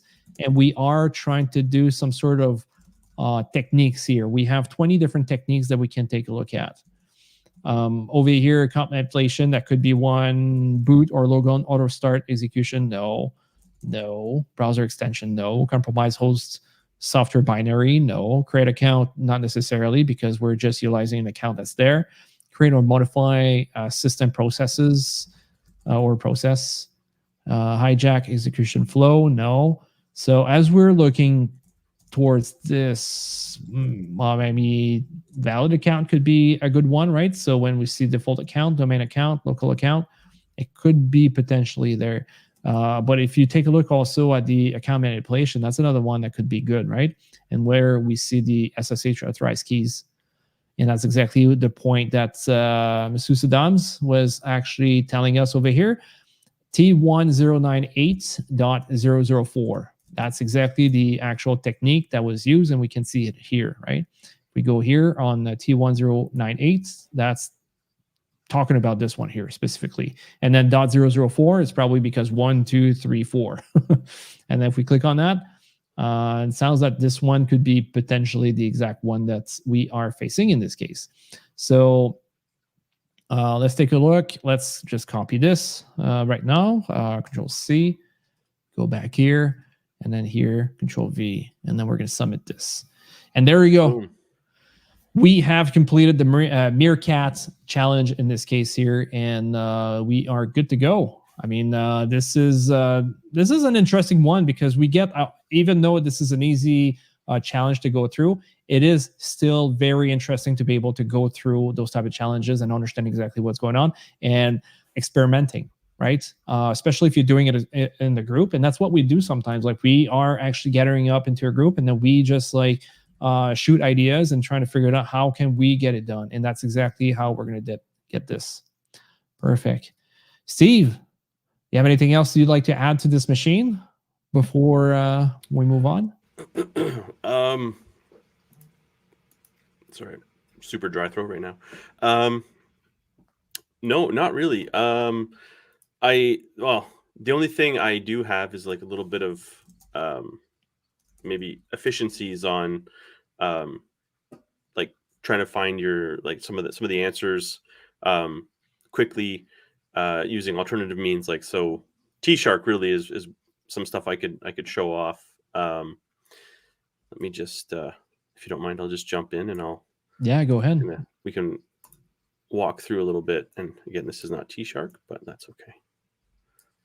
I'll bring my big CLI over here, and I have a couple of like prepared queries. So let's see here.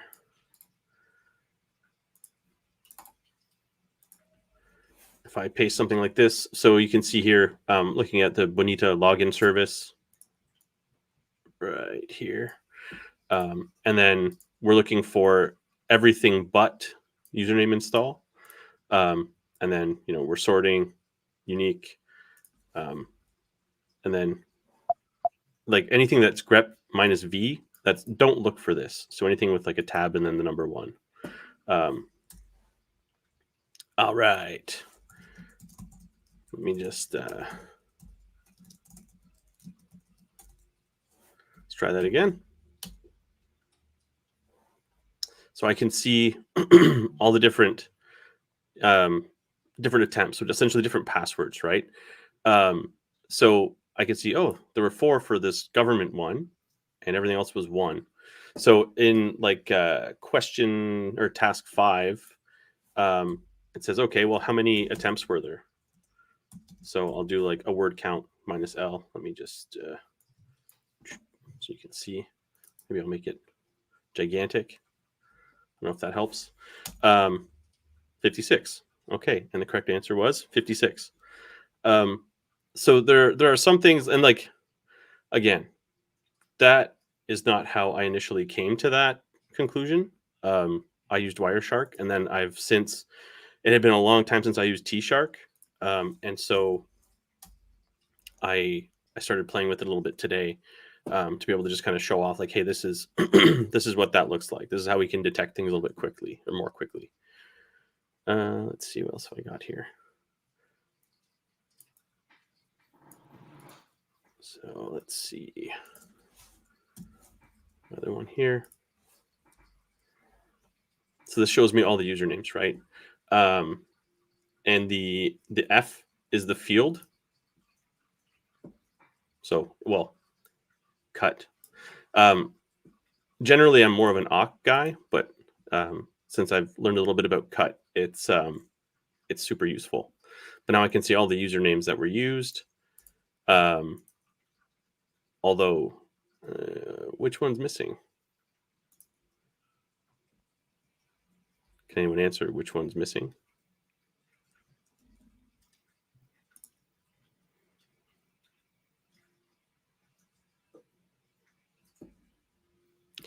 It's Seb, the one that actually worked, isn't in here. Let's see, what else do I have? This is kind of it, but like anything I look for. So if I swing over here, I'll just clear this guy, cancel that. There's also the find feature where, you know, I can just look for, if I'm looking for a specific entry from a log, or from like JF, you know, you Google, this is the vulnerability for Bonita, and it's like, oh, if you find this string anywhere, that means you're probably compromised. Well, now I can just pop it in here and just do like a quick find and say, oh, there it is. There's something anyway. I can see it right here. But at the end of the day, like if I'm trying to filter something, like if I wanted to apply as filter selected, maybe it's just the IP DST. So I made that mistake of not actually doing this correctly. That's okay. But anything I select, so I can use this now as part of my query within T-Shark. So what, yes, awk fun, definitely. What is the benefit of being able to take, you know, this information from Wireshark and then implement it in T-Shark? What does that enable us to do?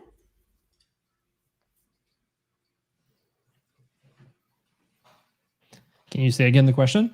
Yeah. So what's the benefit of me, and Kid Quick 23 already answered, but the benefit of taking, you know, the information from Wireshark or from a GUI tool and implementing it into T-Shark is, or into a command line tool, is the automation piece, right? So every time something happens, if we have to go back through and do the exact same thing over and over again, the exact same way,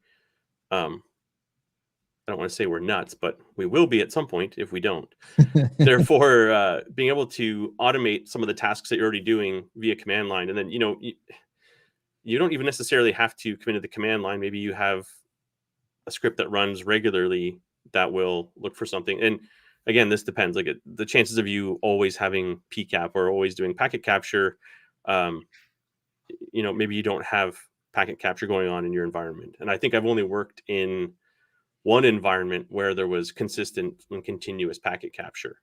There wasn't a whole lot of retention, but at least we always had like up to potentially a month. So if there was something we thought was kind of janky, we would mess around with T-Shark, and that was quite some time ago. So I'm kind of relearning all that stuff. But at the end of the day, if you know your Wireshark filters, or if you find them, you can find them, like they have a really good library in the tool, but also just online. You can take that -Y and then, you know, just put in whatever it is you're looking for. So all that to say, there's always, like as JF said before, there's always multiple tools to get to the conclusion. And sometimes, you know, you use one tool to get there the first time, and then you're like, okay, well, how can I do this better the next time? Or how can I take this and make it more efficient? Or how can I take the information I have and like with a lot of the mentality of like threat hunting and incident response and stuff, as you are discovering new artifacts, you want to start building detections around, okay, how else can I find this in the rest of my environment, right? Whether it's a hash, whether it's a file name, whether it's, you know, a registry key, whether it's a URL, right? So like for me, if I'm this Forella organization, I'm not just going to look for paste.io, like that exact URL. I'm not going to look for that URL just on this box. I'm going to try and now put that into my SIM to see if anyone is actually, if anyone's actually trying to connect there, right? I'm going to look up where else has Seb's account been used on this in this environment. Like maybe he's the one who didn't change his password after we got compromised. So there are a lot of, like, to me, this is kind of like, oh, we think we've been compromised, and this is the starting point. Now we've got to really figure out where else has this stuff been used. Is this just limited to the Bonita server, or, you know, is this Active Directory? Do we have to now go in and start figuring out where we might be compromised throughout the network? And then, you know, using your tools, like as you have information, and you know, when we did the grouping here, I'm not sure how many people use a SIM or a SIEM on a regular basis, but like this is essentially just aggregation, right? So I grew up an ArcSight guy, so it's like there was aggregation, then there was correlation. Yeah, it wasn't pretty. I had one of the best teachers possible, but it was not pretty. I mean, like ArcSight has its strengths and weaknesses, but I would say that it's a tough platform to evolve on. Absolutely. So I'm not trying to discourage anyone. And if we have people that are comfortable with it, I'm not going to try to trash it and say this is not good. I think it has is strength that Splunk is not able to actually do. But I would say that it's a tough platform to learn on. Yeah, and like I haven't used it since HP owned it, right? So it's changed hands to Micro Focus, and then OpenText bought them. Well, you know why it changed to Micro Focus. Do you remember that? Have you read the story or heard the story? No. Because, I mean, like, if I can recall it right, I mean, like, I would invite anyone watching this show right now. And by the way, Steve, we have 50 right now online, so which is pretty good. Wow. It's quite great for us. That's amazing. Yeah, it's amazing. I love that. Yeah, so basically speaking, what happened is HP used to own that specific piece of software. They did everything from A to Z. Obviously, when they transferred to Micro Focus, they still remain one of the main shareholders, right, of the platform. But the reason why they had to move, it's because somebody was able to infiltrate basically HP, right, the SOC, because it used to be like huge. Really? And then somebody was able to infiltrate the SOC over there. And then what they were doing is they were pivoting from one of the employee to their clients. And then they were putting persistence there, right? And then after that, they were all clearing all their trace, and then they were basically trying to get back onto their clients. So I'm not going to name a country because I don't have any proof. I'm not sure 100%. There's speculation, and we're going to stop there for that. However, the client, or not the client, the hackers wanted to get into the defensive on the defense side of the business, basically on the military, right? So they wanted to have like specific information and so on. So they were trying to navigate and find the exact client that had that. And it's one of those clients eventually that realized, hey, I got hacked. How come? And then find out there's information in here and all that. And then they realize, hey, it's this guy that works over there for HP. And really? the stock. And then they started doing an investigation, trying to figure out what was going on. That guy was not even there. And but his account was hacked, and then eventually it made a big mess because a lot of the clients from the organization basically got hacked because of the company. I'm saying HP, right? But it's not the whole organization. Yeah, it was HP Enterprise or whatever, because they had Aruba, they had different tools, and they just kind of like liquidated, or I guess sold them to Micro Focus. But it was I found it very strange when that whole thing went on. I didn't know that was why. I thought it was just like, yeah, we're restructuring, we're gonna move into something else. No, there was something. I'm trying to remember what like where I got that. I'm not sure if that's Darknet Diaries. So if you guys are not familiar with Darknet Diaries, It's phenomenal. Yes. Can I get? Is it? I'm going to put ArcSight just in case in there. Darknet Diaries.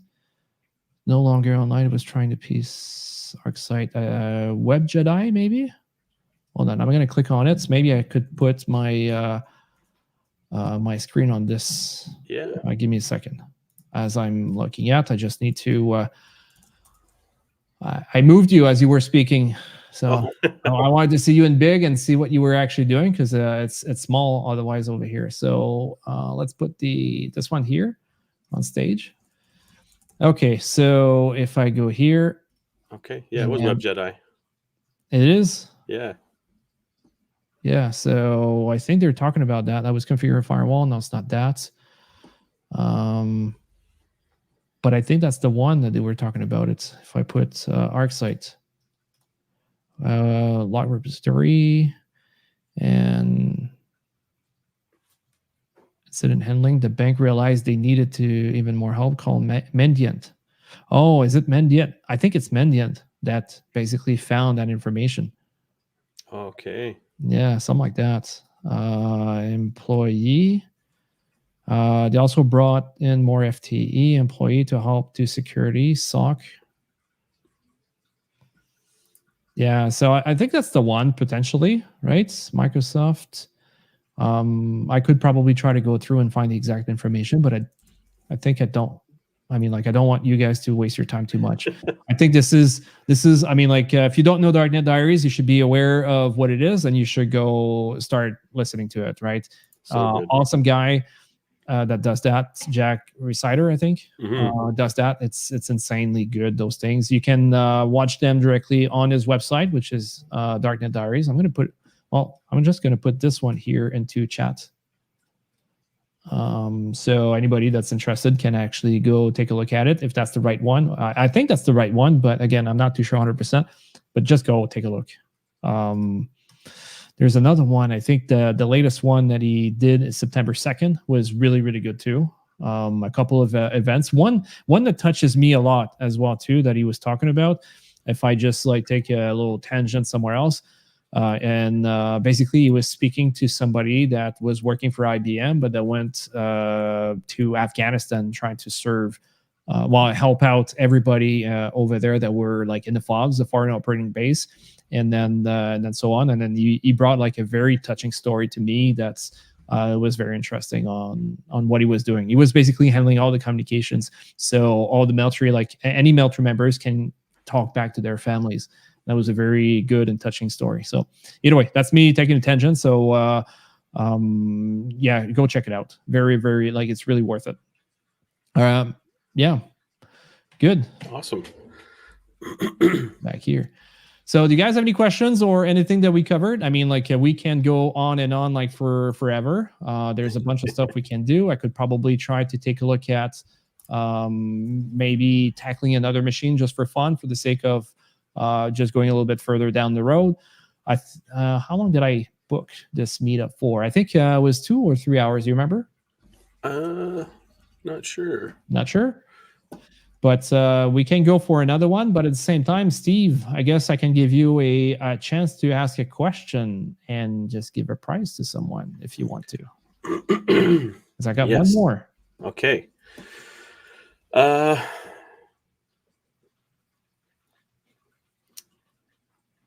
What was... let me see.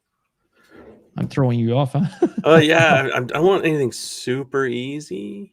Yeah, it could be throughout the stream. I mean, like, the people that were here the whole time could get an advantage on everyone else, right? And that's the goal. Anytime you come to our stream, it doesn't. Well, sorry, I'm saying every time. Let me correct this. It doesn't mean it's going to be every time, but most of the time, if there's prizes, there's one that we're going to give towards the end, and a lot of times we're asking questions of what's happened throughout the stream and whatever. So if you have the answer, you might be able to get a chance. If you already have a price, I would, I mean, like, if you know the answer, obviously, like, I'm not going to stop you from being able to participate to this.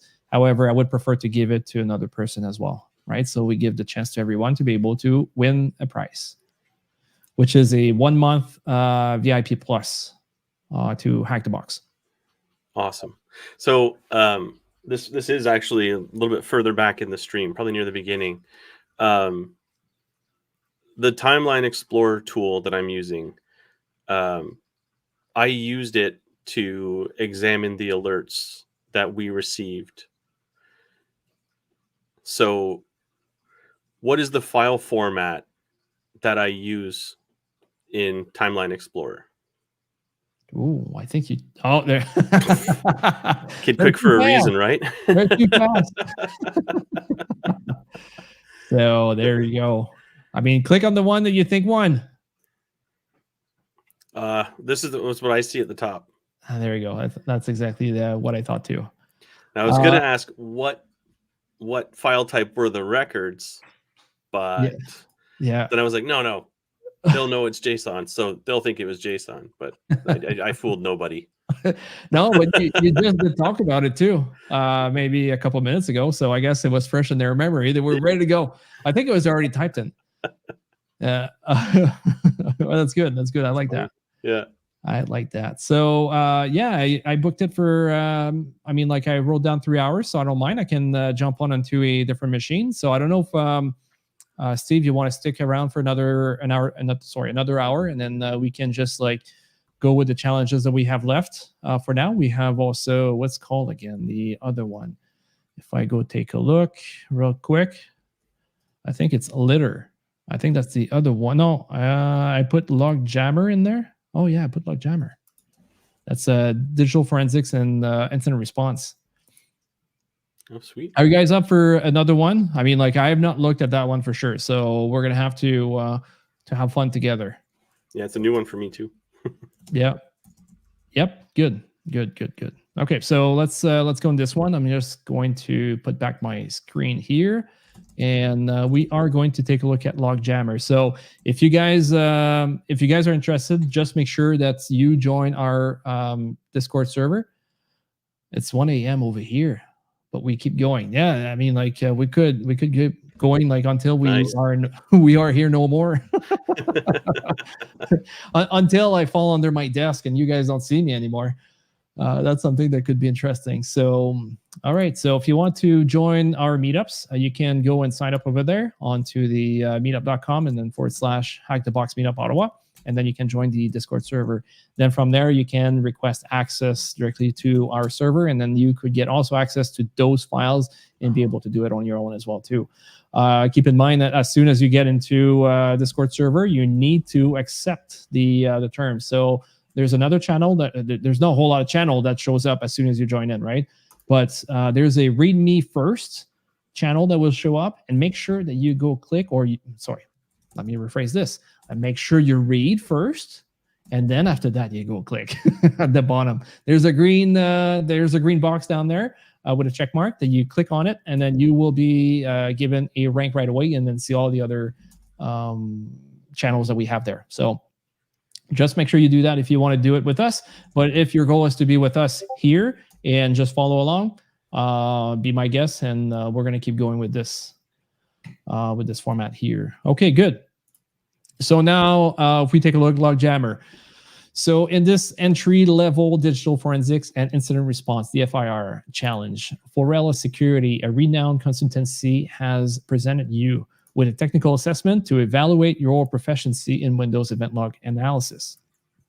As a potential junior at the FIR, a consultant, your task is to scrutinize, interpret, and report on a specific event log they have provided. This scenario puts your understanding of Windows Event ID, your ability to identify and interpret noteworthy security events, and your skills in effectively reporting your finding to the test. The practical assessment mirror real-world tasks you might face in the DFIR role, offering a realistic insight into the job while showcasing your ability to Forella security. Okay, so my question, Steve, are you running on Windows right now? I do have a Windows VM open, yes. I'm importing the logs right now. Are you able to do it in Windows? Yeah.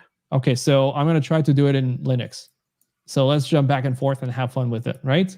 I mean, I'm probably going to be the one that's not going to have the advantage here, but let's have fun and give it a try and see how it goes. And we can probably bounce back and forth our screen as well once in a while, and then show the differences to the viewers of how things are happening, right? Sweet. Because I think there's a good learning experience over here. And when we say, or we talk about different perspective or different tools to use, you're going to see that there is a big difference in between the two. All right, so we have Logjammer. I'm going to download the file, which is done here. The password is already showing up here. It's pretty much all the same. So no, not an issue at all. I'm just going to, I should probably just get rid of all those pages. Otherwise, it's going to be a mess. Let's get rid of this too. I don't need this because we're going to be playing with logs. Go back to Sherlock. We're going to create a new folder called Logjammer. Logjammer over here. Let's go with download. Logjammer, cut, and then we paste it here. If I do an extract over here, extract, it's the password is the same. You're going to find it directly on that place. Ooh, what am I getting there? Event logs. I'm not sure if it actually. Yeah, gross. Yeah, I'm not sure it actually decompressed correctly. So, could not delete file. Okay, let's go back here. Can I do that?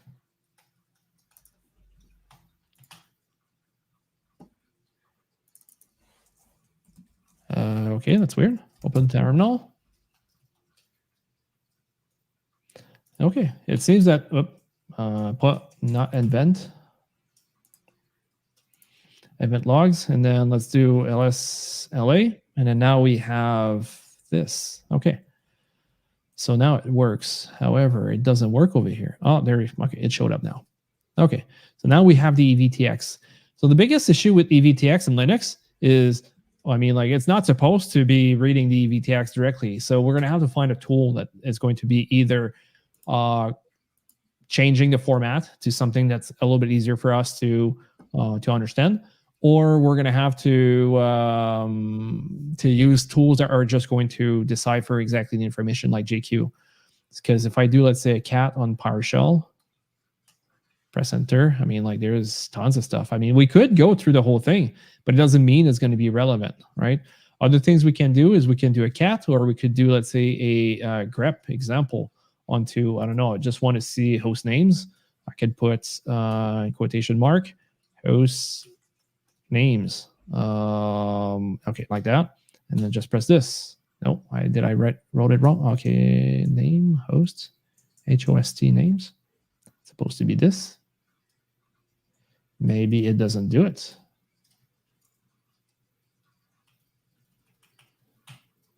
Control V, this, press enter. See, it doesn't work. So we may have to play a little bit around to make it work. Maybe there's something else we need to do to get it done. If we do just command in there. No. The other thing too, I can probably do, I can do a I. So it's not going to look for the capital case or lowercase like the way I wrote it. It's going to look for both. So see, nothing is actually working in this case. So I may have to try to convert some EVTX. In the meantime, while I'm installing this, are you getting somewhere? Probably much faster than me. Yeah. I'm here. I'll jump on if that's all right. Jump on, and then I'm going to start taking a look at finding out a tool to be able to do the conversion. Yeah. So I'll just maximize this. All right. So let's move this guy over as well. So I'm on my Mac, but I'm got a Windows VM here.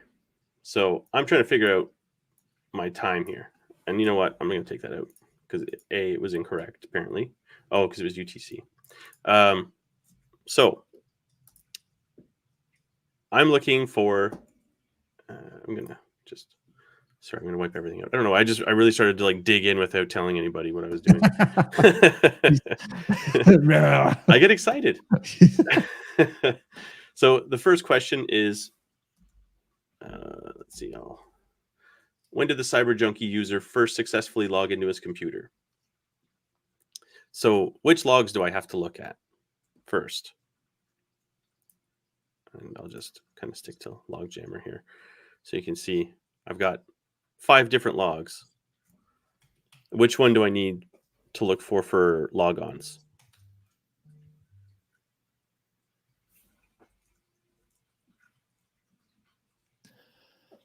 I'm wondering if it's small for everyone over here. I'm going to make it a little bit bigger over here.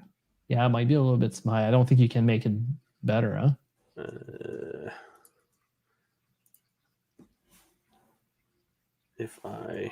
Is everyone good with how big it is?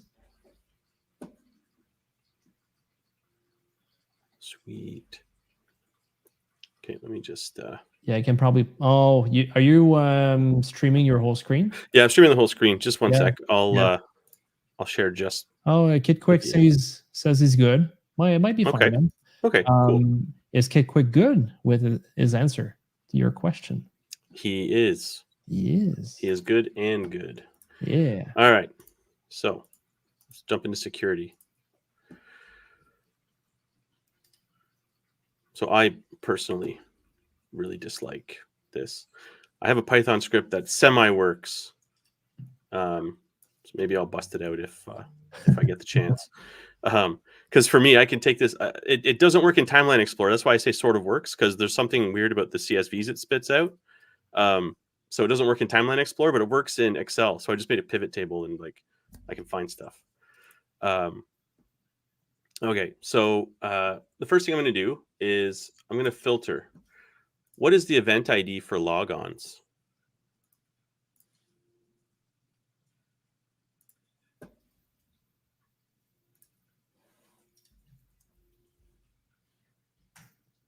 Starts with a 4, ends with a 4. And in the interest of time, I'm just going to finish typing it in. It's 4624. Yes, Silverius. So, right from the get-go, and the beauty of working with Event Viewer is it is slow. But at least we can filter down. So now I'm looking at only these logon entries. So now I find, and I'm looking for cyber junkie as per here, cyber junkie user. So I will click find next. And it says, when did they first log on? So I'm going to click this like a ton of times until I get to the bottom. Okay. At the end of the list, great. So Silverius said 4624. Yes, he is correct. So now what am I looking for? An account was successfully logged on. Okay. And the date and time was 10/37/09. How can I tell if that's UTC? And a hint is it's generally not UTC. It's whatever time zone your computer was in. But I can find it somewhere. I'll slowly inch my mouse over. Oh, no. Yep, that's right. It's in details. Sorry, I'm being overly dramatic here. Yes. Details, so various. Perfect. So when I look in here, now I see, can I search in here? I don't think I can.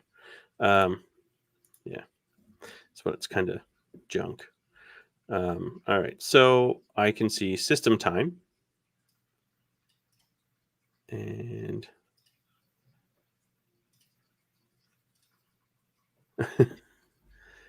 Z equals Zulu. Oh, fantastic. Yes, and Zulu is like basically the UTC, right? Or some people is going to call it Greenwich or mean time. Yeah, GMT. Yeah, exactly. All right, so let's do this. You know what's really funny is when I first entered it, I entered it incorrectly. Like even the format was wrong. It's been a long day. Okay, so the 27th. It's my father-in-law's birthday. March 2023. Now, just to be sure. Okay. Now it was at 14:37. No, 14:37:09. Boom. All right. So, oh wow. That's what happened when you have Steve on your team. You find the answer fast. well, okay, that one was kind of an easy one. don't we And won't you know get there what I'm yet. currently doing? I'm currently trying to figure it out how to convert now that EVTX to XML. Do you want me to send you my Python and you can? All you have to do is change the file location.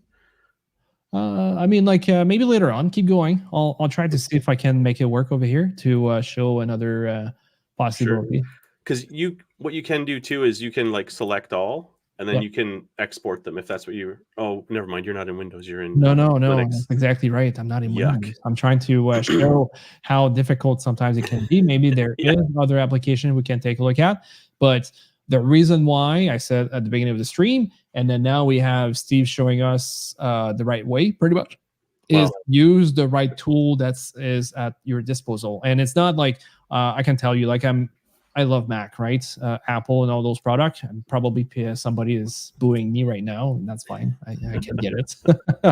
However, I do understand that having a PC is extremely important because it has its power. Like if I could just show you my tower down here, it's like I got a AMD 5950X plus a 3080, NVIDIA 3080 in there. And it's a beast, right? But there's a reason why I got that machine too, even though I'm an Apple fanboy, right? So it's you have to use what's in front of you, or not what's in front of you, what is at your disposal to do the job correctly. If you don't have it, try to figure out a way to get it done. Absolutely. Yeah. Sorry. And no, that's all good. And like I'm with you 100%. Like the only reason why I started mucking about with it's a whole other side project there. The only reason I'm mucking about with like changing this into a readable format is because it's brutal to try and figure things out. But we will. So let's see. Task number 2. The user tampered with firewall settings on the system. Analyze the firewall event logs to find out the name of the firewall rule added. So I've already got it highlighted here. Windows firewall. Now let's see. One thing I'm going to do is event ID firewall rule. Let's see if 4946 gives us anything. Or is it 4950? Or is it 4945? Let's find out. Yes. 4946. That's where we're going to start. So I'll filter event ID 4946. Probably not what I'm looking for. Okay, so let's just go to the general here and let's see. Oh, that's cool. Metasploit C2 bypass rule has been added. Now, did this just fall into our lap? Metasploit C2 bypass. Yeah. So I see 2004 firewall rule added. Yeah, that could be also a good thing to keep in mind into one of the questions. I'm not too sure. I don't know. Absolutely. But you have a comment here from Darius. Apparently 4946 it doesn't, but 2006 does.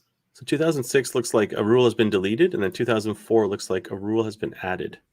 So what is the rule that we're looking for?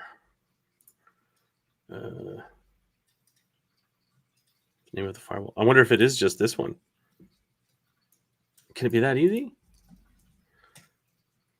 It is, because that totally is.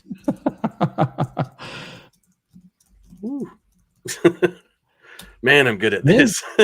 Open it up, it's just right there. Wow, look at that. A real blue guy. Yeah. What's the direction of the firewall rule? It's right here.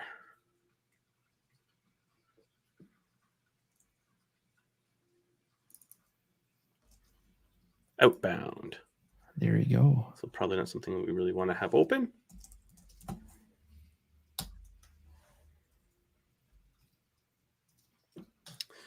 The user changed audit policy of the computer. What's the subcategory of this changed policy? Ooh. Which log do I look in?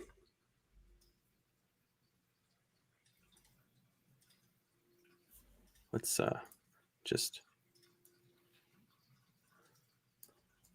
Now, is it Windows Defender operational or is it security? Audit policy.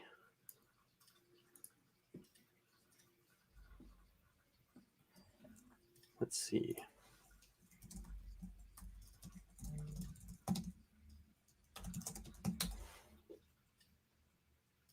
$4719. We're going to take the scattergun approach. I'm going to start with security. And I'm going to clear that filter. And I already forget what that was. 4719. Memory of a goldfish. 4719. Okay. So we only have one. The data we're looking for is the subcategory of the changed policy. Can anyone tell me what that might be?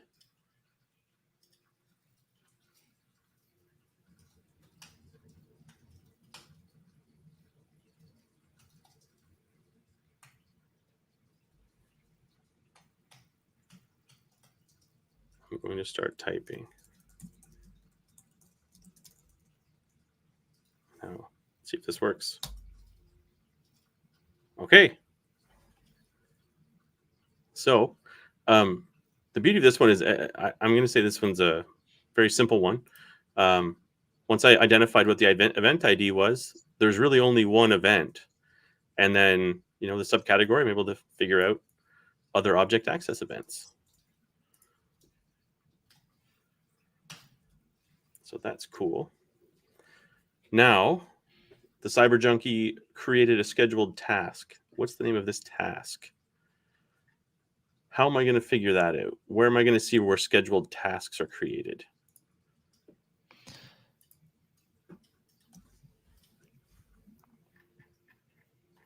Oh, please tell me it's not that. I literally just cleared the... It's just, every time I ask a question, it just like falls into my lap. Well, I mean, it's meant to not trying to trick you too much, right? It's an easy one. So obviously maybe too easy for you at the same time. But hence the importance of the right tool for the right job. Yeah, exactly. But it's not this one because the account name is not Cyber Junkie. So what we're looking for here really is an understanding of okay, what is it that we're trying to find? So we're trying to find a scheduled task, right? So what I can say, because this says a scheduled task was updated, I don't necessarily know what so is this updated? Yeah. So without having to look at or do a filter, I can just, nope, not do that. I can do a find and I can just say, well, I can just say Cyber Junkie. Let's start there. Okay, a scheduled task was created. Account name Cyber Junkie. What is the name of that task?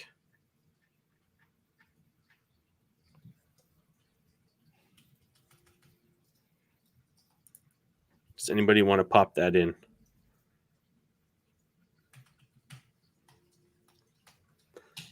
And the point that I'm trying to make by like just doing a search is that it's one thing to know, what the event ID is, right? Like I look at 4702, there's tons of them, and that is, now I know that means a task was modified or changed. But if I don't necessarily know the event ID, but I know the username, I can just search for the username, and like we can go through and we can check, and I can see did they create anything else? Yeah, it looks like they did, or at least they've logged in. So I'm going to cancel that, and I'm going to start from the top. And yes, Mrs. Adams, you are correct. And I'm just going to research on that to be able to get it. So HTB automation is the task name. Oops. So I'll put that in here. Bam. What's the full path of the file which was scheduled for the task? And this, we may want to dig a little bit. Let's see if it's in the friendly view, how it looks.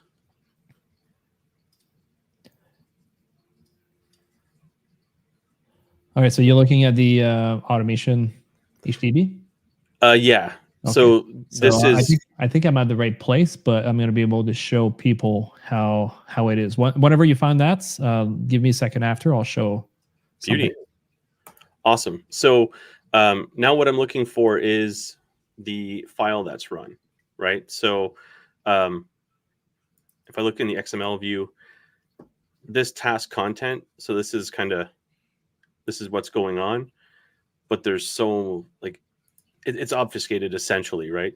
You can see that there's tons of data there. In the friendly view, it looks a little bit more cleaned up. So now I can say, okay, I see at the bottom command this.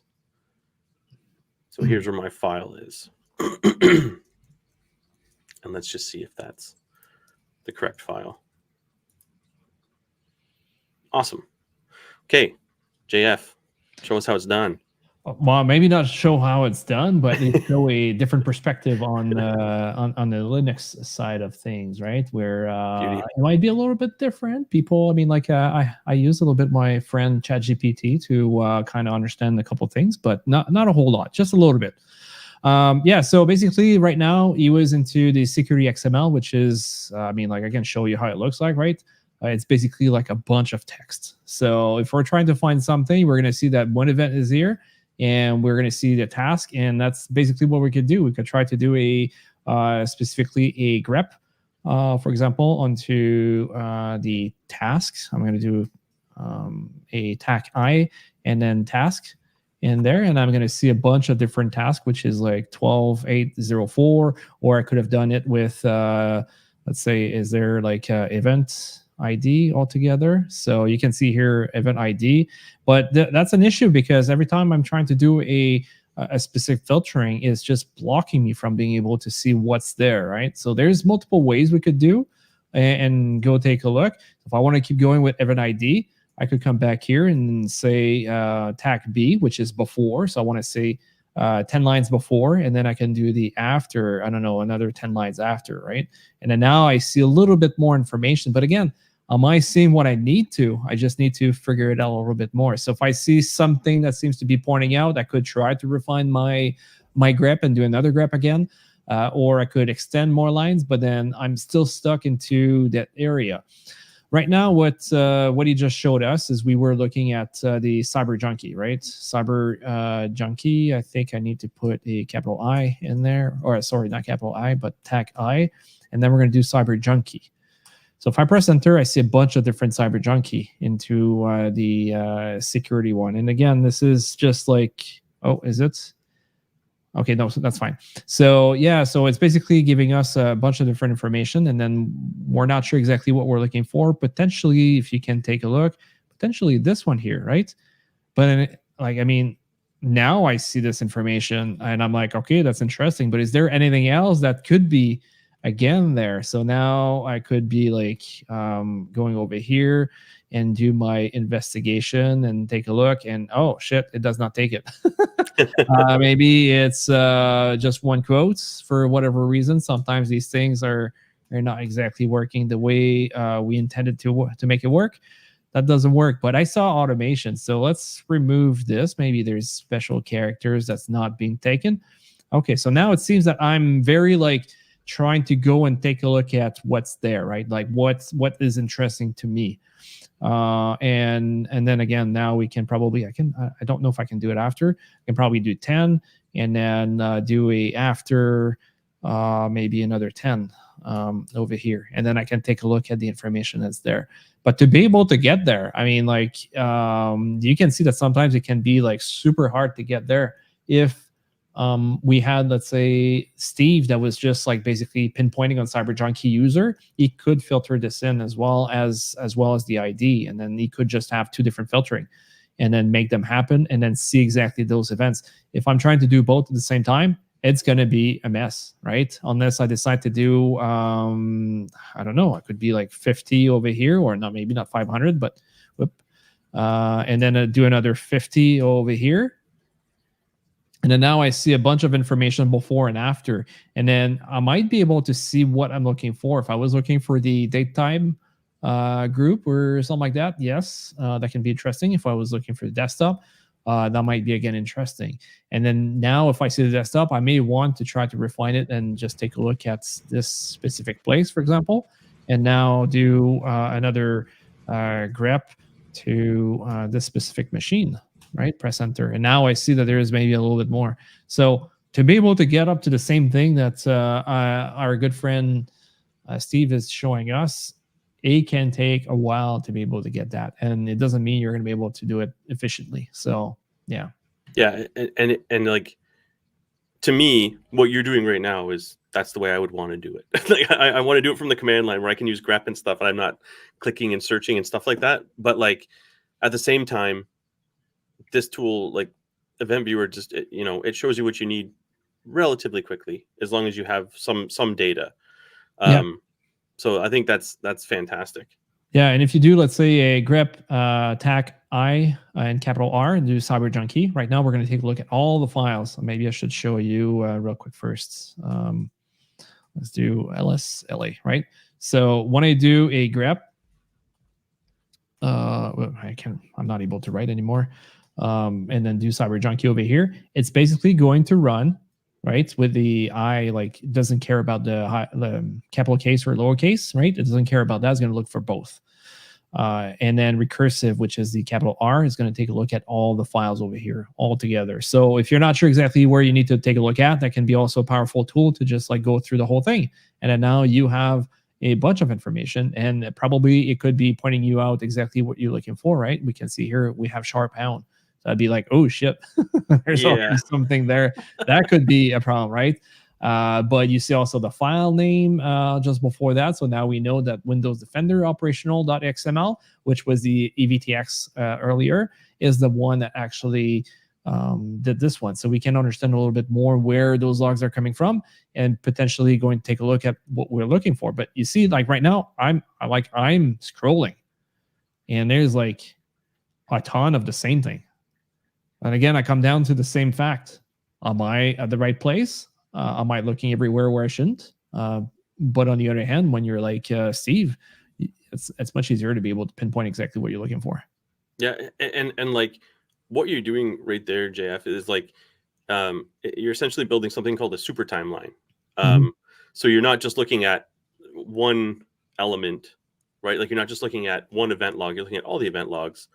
And then if you can take other data and chuck it in there as well, and then you can just look at everything and look for Cyber Junkie across like your firewall logs, your IDS, like Suricata or whatever, all in one shot, then you're like you're just swimming in gold at that point.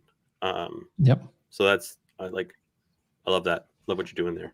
Yeah, it's fun. It's cool. You can find a lot of stuff, especially like grep is super powerful. So if you don't know how to use it, just go take a look. You got egrep as well if you want to do the what's it called again, the egrep regex, right? I think that's what they call egrep. Yeah, extended grep. Yeah, for regex. Yeah.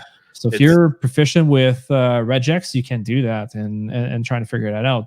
So let's say, for example, for us, we have I don't know, data, and then we're like we just want to take a look at target username. I could also use ChatGPT to help me out, right? And trying to figure it out exactly how can I use. Let's come here because now it's all free. So I'm a paying customer, but let's go with the this one here. So can you help me write a grep? Not a grep, a regex. Regex, yeah, regex to extract I'll just put it here, extract target username.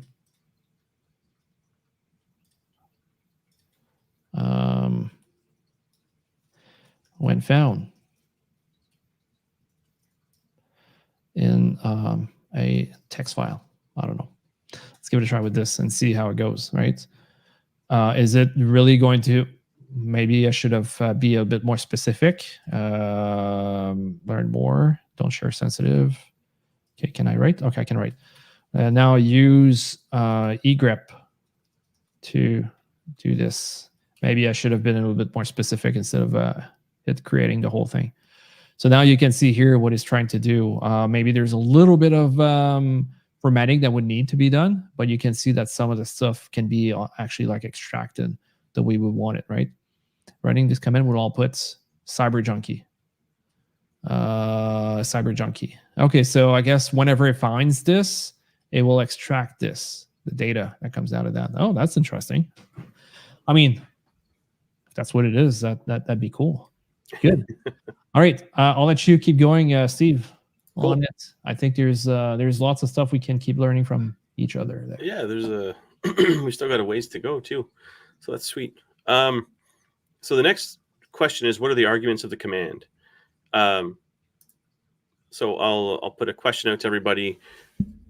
Am I going to find that answer here, or do I have to go to another log?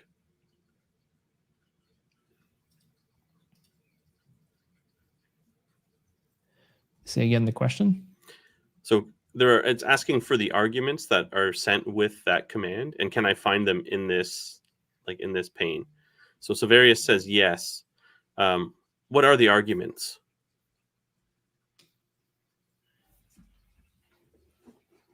I just said yes because. Look at task content. So what is the argument I'm looking for? So it is somewhere in here.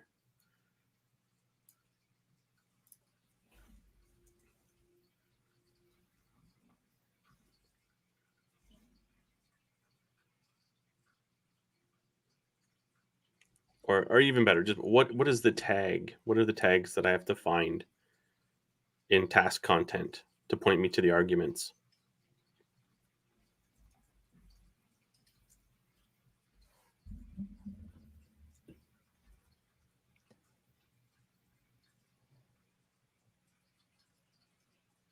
Should I just go ahead with it? Oh, there we go.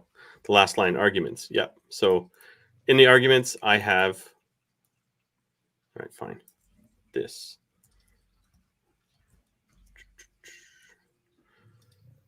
So let's see. Oops. That's the thing about Mac, is when you use home and end, it just scrolls half the time. Okay, so a cyber junkie at hackthebox.eu was the argument sent. Correct. Sweet. Okay, so the antivirus running on the system identified a threat and performed actions on it. Which tool was identified as malware by antivirus? Oh, yeah. I mean, like, I think I kind of you did it out earlier, huh? You did. So, I think we know what that was. I'm gonna just, pretend we didn't see it. So, dig in. So the question would be, why, Steve, are you going into Windows Defender? What's the purpose of Windows Defender? Yeah. So I'm assuming, and sometimes you have to make assumptions, that the antivirus, based on the logs I'm given, is Windows Defender. So the first place I'm going to look when I see the antivirus running on the system identified a threat and performed actions on it, I'm going to come to these logs here. And the very first log is sharphound. And, JF already showed us in the logs that sharphound is there. So let's see if that is the answer. See, and JF, that's why I like command line stuff. Like, you were able to dump all those logs and you got like 10 answers probably. If we had known what the questions were, you probably had 10 answers looking at us right there. Potentially, but at the same time, you can just be overwhelmed with information, right? So, because the thing is, like, when you do a grep and it finds the answers, it's going to give you the line that it finds it. But what if the line is, I don't know, 50,000 characters, what's going to do? You're going to be like, oh, I probably need to refine that. And you're just going to go over the answer. That's, I don't know. It was just there, but you didn't realize it was there because there's so much information. So Yep. grep is phenomenal. I do agree with you. I would say pretty much 98%. Yeah, like if you're gonna if you think grep is gonna save the day, grep is gonna be what gets you to the starting line. Yeah. And then you need to awk, cut, unique, word count. Like you have a lot more to. The grep is just the beginning, but yeah, I still love it very much. Yeah. What's the full path of the malware which raised the alert?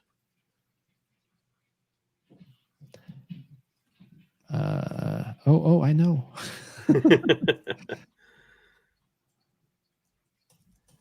Now, is that so? We have a path element here. Let's look in the XML view to see what it says. That's still the exact same. But I guess if it's in an XML tag, that's why it all shows up in the same spot. Okay. So let's see. Is it just sharphound.exe? Is it? I think we can safely say it's this guy. In the path, yes, Kid Quick. All right. Hey, so, already at 10. I mean, like, we may need to do another one again. Yeah, we're going too fast. This is literally an illustration of teamwork making the dream work right here. Yeah. So what action was taken by the antivirus? By the antivirus. Do I see it here? Yeah, like mine, I don't think it shows what was done. However, I can go back into Windows Defender, operational XML, and then just like try to pinpoint that exact one and then look before and after, and then eventually maybe I might find it. Yeah. Okay. So we've got quarantine. Because action name is okay. I can't double click on this. All right. You got it. Yeah. Action name is quarantine. But so and this is like a perfect example of like how I was using Wireshark to figure out the data and then using T-Shark to automate it, right? Like here, I can go through. I'm like, okay, I need to know the action name. So that's, and like, you may or may not already know what each like key value pair is, but if you know that the key action name exists, you can use that as a starting point. And then you can automate that. You can look through all your logs at the same time to look for action name quarantine or something like that. But for here, like the beauty of it is we've used one event to find multiple items, and in the event that like now I'm like, okay, so Sharphound is on this system. Is it anywhere else in my network? And now I'm gonna do. I'm gonna take this information I have. I'm gonna automate it in a fashion that like JF has on his command line, and I'm gonna look across my whole enterprise. Yeah. And if you're using like an EDR, generally you can just create a detection for that. Yeah. So I can probably as well show what I got over here if you give me. Let's do it. I'm just gonna look for action. Well, I mean, I guess I can just switch right away. Oh, you're already, no, that's not mine. Okay. I didn't pop you up yet. I didn't want to put you up with it without you knowing that you were going to be there. Surprise. Okay, so basically, let's clear this again, and then let's go back over here. So when I did my research, for example, I was trying to take a look at security. Which one is it? Oh, Cyber Junkie. Okay, so I think that's the one we were looking at earlier, right? Yep. Press enter, and then we saw a bunch of information. That's the one that triggered us, Steve and I, onto like potentially what happened later on, right? So then I was like, okay, that's good. So now I need to take a look into the Windows Defender operational, right? So I'm going to pinpoint a little bit more. I don't really care about the other ones because the other one, there's just clutter at this point, right? So we want to to just keep it as simple as possible. Now I'm going to do a, because I know it's Sharp Hound, right? So I know this name is there, and I'm very interested in this because I know it's there. So that's exactly what I'm going to do. So I'm going to do a Sharp Hound dash I, sorry, grep dash I on Sharp Hound, and then 15 lines before, and then 15 lines after. I could go more, I could go less. I decided to start with 15 because I think it's going to be enough for me to be able to take a look into this XML files here, which is the same as EVTX that Steve is actually looking at. So if I press enter over here, now I'm greeted with the three ones that I was actually looking for, right? But 15 lines before and 15 lines after. And if we take a look here, we're going to get, let's say, no, action ID, not applicable maybe for this one.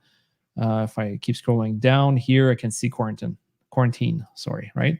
So that could have been working. So the thing is, let's say we would have, I don't know, 50 different ones. We could actually just try to make the change, right? So we could do a cut, and then let's say cut with this, and then do another cut with that.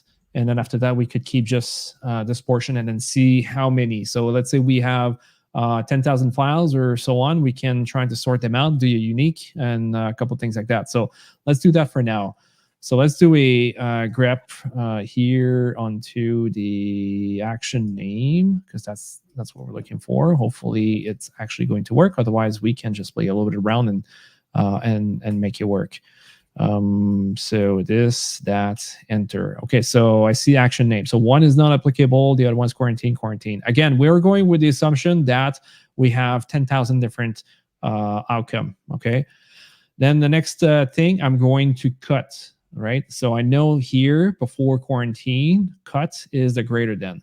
Okay, so I'm gonna give it a try. I'm quite sure that's gonna work, I hope so. So we're going to go with field. Okay, so because this is the cutting point, field here, I think it's number 1, then number 2. So, and then, because I don't think it started at 0, this one. Either way, we can adjust accordingly. And then we're going to go with the delimiter. I think it's better this way. So let's do that and this. Are we good? See, now we are separating all the information. And then now we're going to do the same thing. I'm just going to copy it to make it simple as possible. Over here, copy, and then our V on this. And then after that, what I want to do is the other side. I want to take this one out. However, I need to go on field 1. And then now I press on, oops, it did not work. I did a cut, then did another cut. It should work. Oh, I put the same one. That was my mistake. And then there we go. All right. So now we're doing this, and we could, let's say, do a sort, for example, and then we do a unique, like we showed you earlier, and then a count. So now we have one non-applicable and then 2 quarantine. So at this point, we could figure it out that Sharp Hound, basically speaking, had a couple of actions that happened there by Windows Defender. And then there was 2 quarantine that was actually done in this case, right? So it's a way to be able to kind of quantify the exact amount that actually happened there. So up to you, Steve. Awesome. No, that's sweet. So like oh man, I love command line so much. But you're playing on Windows now, so yeah. Okay, so the user used PowerShell to execute commands. What command was executed by the user? Which log am I going to check?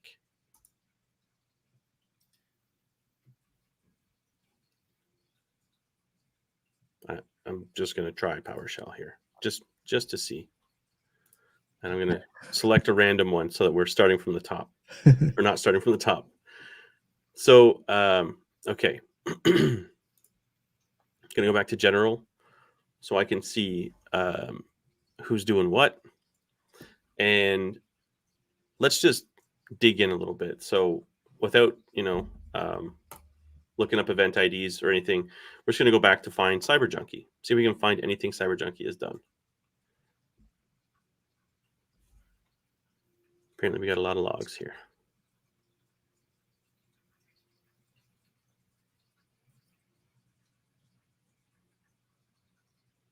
Okay.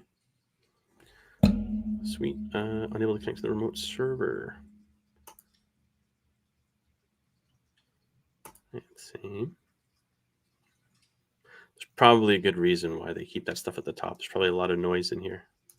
Okay, so we'll try again from the top. Okay.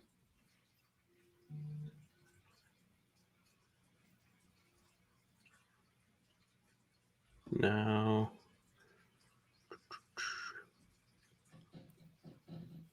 Oh, I just got a notification. Yeah, it says, well, if you guys are, sorry for a second, I'm just interjecting myself here. Maybe it's not relevant. If you guys are here in Canada, mainly, or it could be Ottawa, Montreal, or Toronto, there's a game starting at 7. It was Montreal Canadian and Toronto Maple Leaf. So sorry, keep going. Are you a Leafs fan, JF? No. Wow. How you dare, sir, calling me a Leaf fan? I mean, like, just curious. I thought that's why you're excited about the Habs and the Leafs. No, obviously you're a Habs fan. No, I'm a Habs fan, but I mean, they have great players on the Maple Leafs, so I'm not going to deny that at all. Like with Austin Matthews, I think just got the C to be the captain now. That'll be interesting to see. That makes or breaks a player. Yeah, I mean, like it could be that. I mean, it was an awesome team. I don't know why I mean, like I kind of know why a little bit, but at the same time, it's hard to tell why they're not the one that won the Stanley Cup last year. Because on paper, I think they were a tremendous team, especially with Austin Matthews and the amount of goals he had. I think it was like 69. Yeah, I think so. Yeah, I think I grew up in a Leafs household, so I'm not a Leafs fan, but so all I've heard is complaints for like 40 years about the Leafs. So. Yeah, that's what fans do. They complain, right? Yeah, that's good. I like that. That's awesome. But I mean, and I don't know. We're in Ottawa, and we're not even talking about the Senators right now. So I guess it tells you how good they are. Yeah. Well, I still root for them. Oh yeah. Yeah. That's good. They're doing their best, I guess. Yeah, exactly. They're rebuilding. They'll get better. Like the Leaf, right? Yeah, rebuilding since 1967. Instead of rebuilding being at the top, they rebuild being at the bottom, like Montreal is doing. But Montreal might be a different story this year. So, yeah, well, time will tell. Yeah, exactly. Okay, so I think this is probably going to be the very top one here, executing a pipeline. So let's see if there's another one. Okay.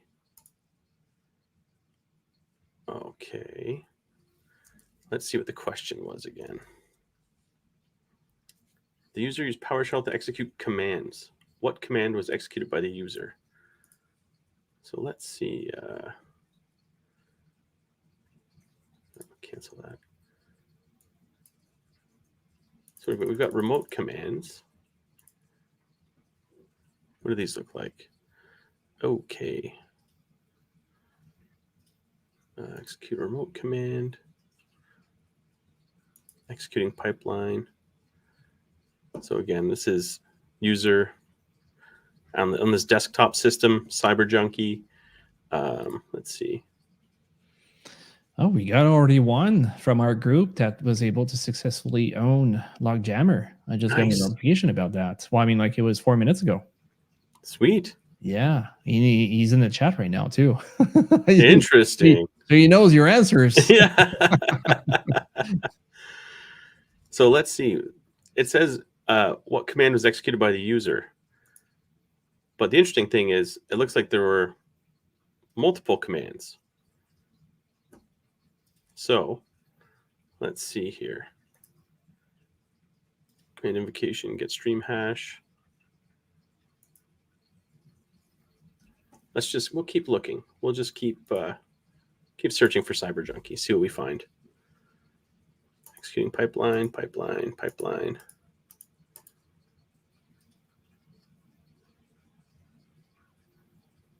Now it's just as far as we're going to get. That's going to give us that.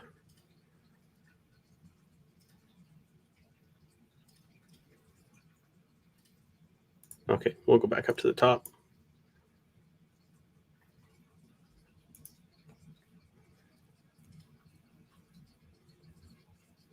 So let's see.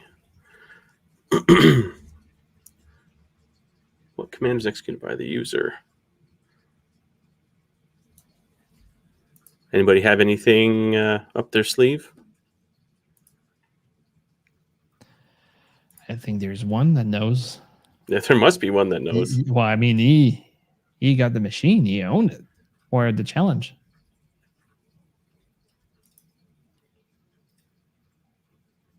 I'm just going to slowly click through.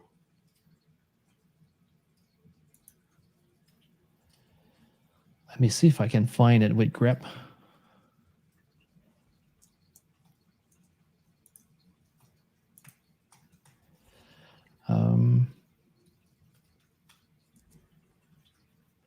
Okay, so it says the commands, right? Sorry, what was the question on this? Yeah. The user use PowerShell to execute command. What command was executed by the user? I mean, like, there's a bunch that just showed up. PowerShell operational. I guess it's a. I think I may have found it. Is there one outside of the PowerShell log? No, I think it's all in there, but there's a lot of PowerShell stuff. Because there's scripts that they run, but there's one at the bottom. Hold on, I'm gonna go back to the bottom there. Because there's like get stream hash, get file hash. Script name. No, that's not. Okay, no, that's not that. But I feel like. Okay, so if I don't want to see host application, I can probably try to remove that one.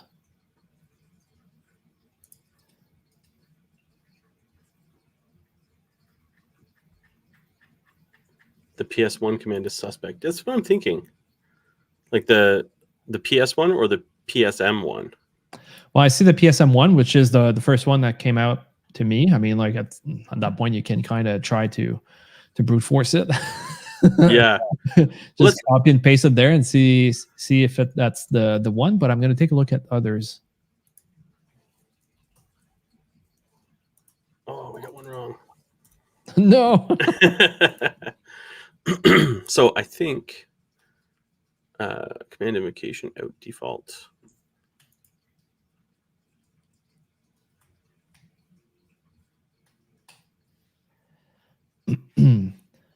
Okay, so there's a few. Oh no, it's all automation. I think it's just get stream hash. Well, let's see. It's not get stream hash. Interesting.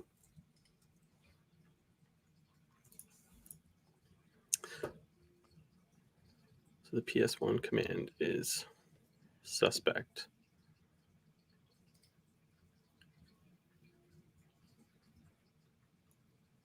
So now, is this the entire command?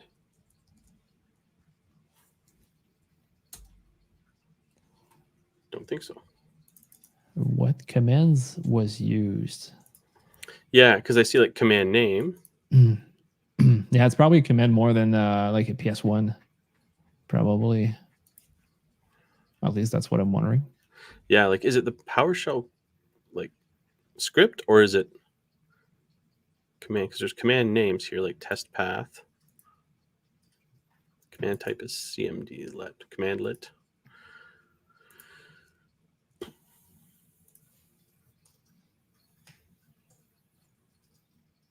Let's try this. And so this is a scattergun approach, as we like to call it. Boom. Okay.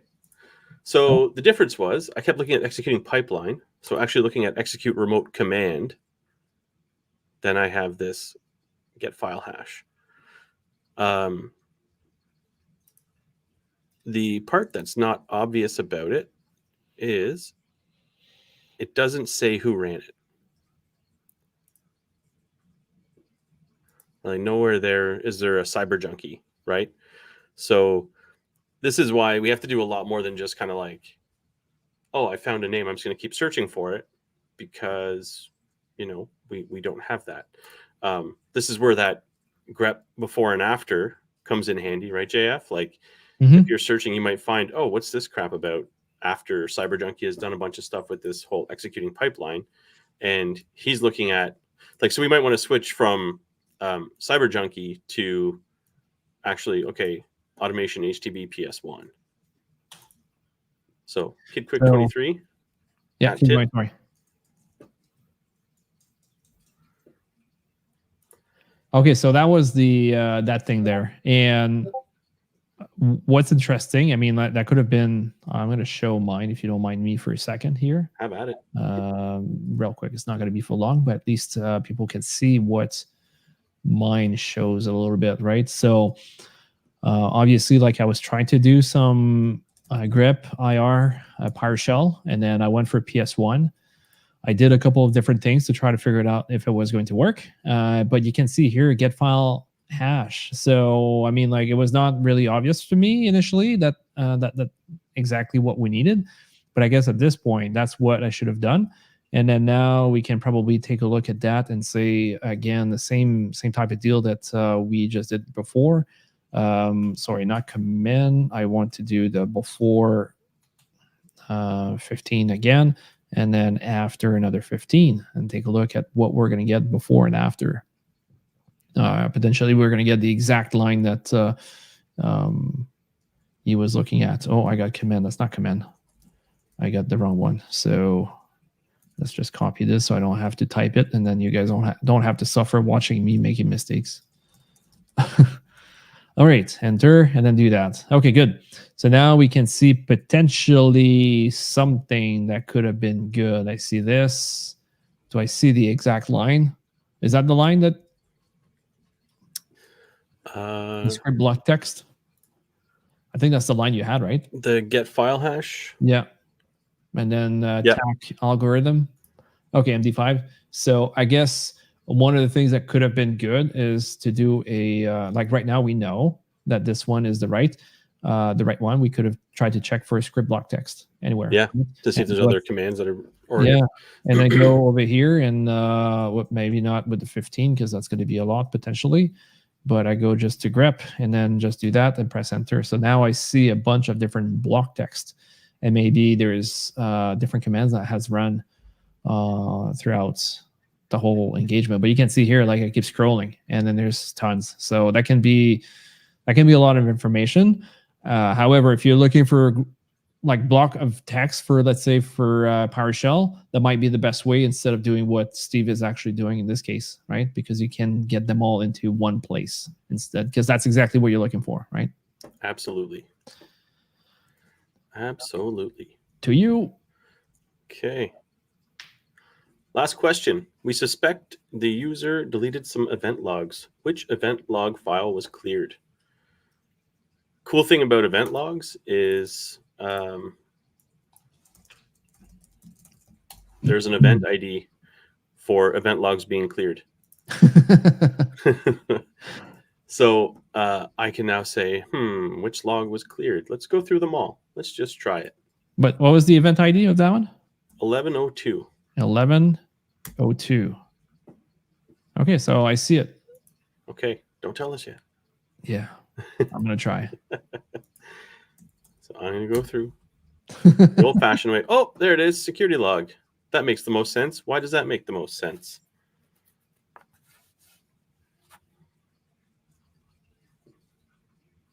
If I clear the filter. This is all the logons, object access. So this is where, for instance, scheduled tasks. Scheduled tasks are super interesting because, you want persistence, right? If, like, besides tampering with services to say, you know what, after reboot, turn me back on. Oh, if the service fails, turn me back on. You might say, you know what, from, like, I'm going to run a script that runs for an hour every day, and I'm going to schedule it for, 3 p.m. when I know that there's so much activity going on this system or on this network. So anyways, we'll go back here and we'll just say 1102. And so we can see the log was cleared.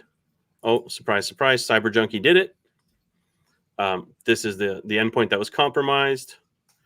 Luckily it only happened, well, we think it only happened once, because I could go ahead and clear the log and then again, there would still be just that one log. So let's put a nail in this one. It's 8:58. We're pretty much right on time. Yeah. So what would be the command to be able to find this specific one? Like we know it's 1102. I think that was the the event ID. So what do we need to enter? Like we don't know where it's at. We have no idea. So what would be the command route that we need to run if we were, let's say, on Linux, to be able to get it done?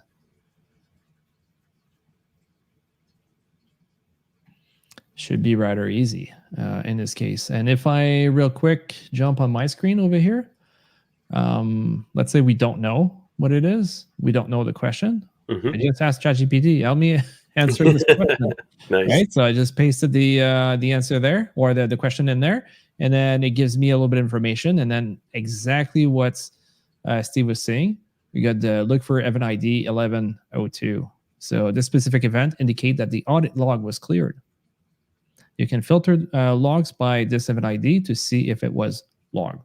So it's a way to actually do it at that point. So do we have anyone that volunteers an answer on if you're on Linux and you have all your EVTX, so I mean like converted to XML, let's say in this case right now, is there a way that you could be able to define that specific event easily? I showed it a couple times earlier.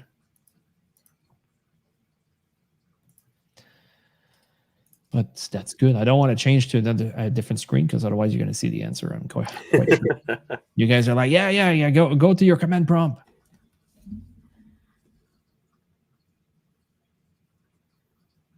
Nope. You got a couple people shy over here. I mean, like we're grateful that you guys are here, but don't hesitate. We're here to learn and have fun together and not be judged.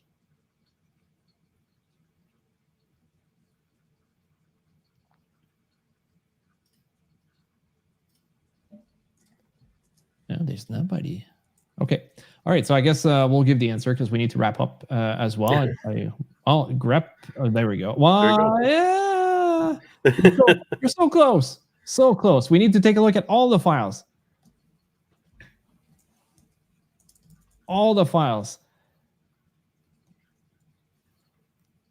So close. Do you remember the option?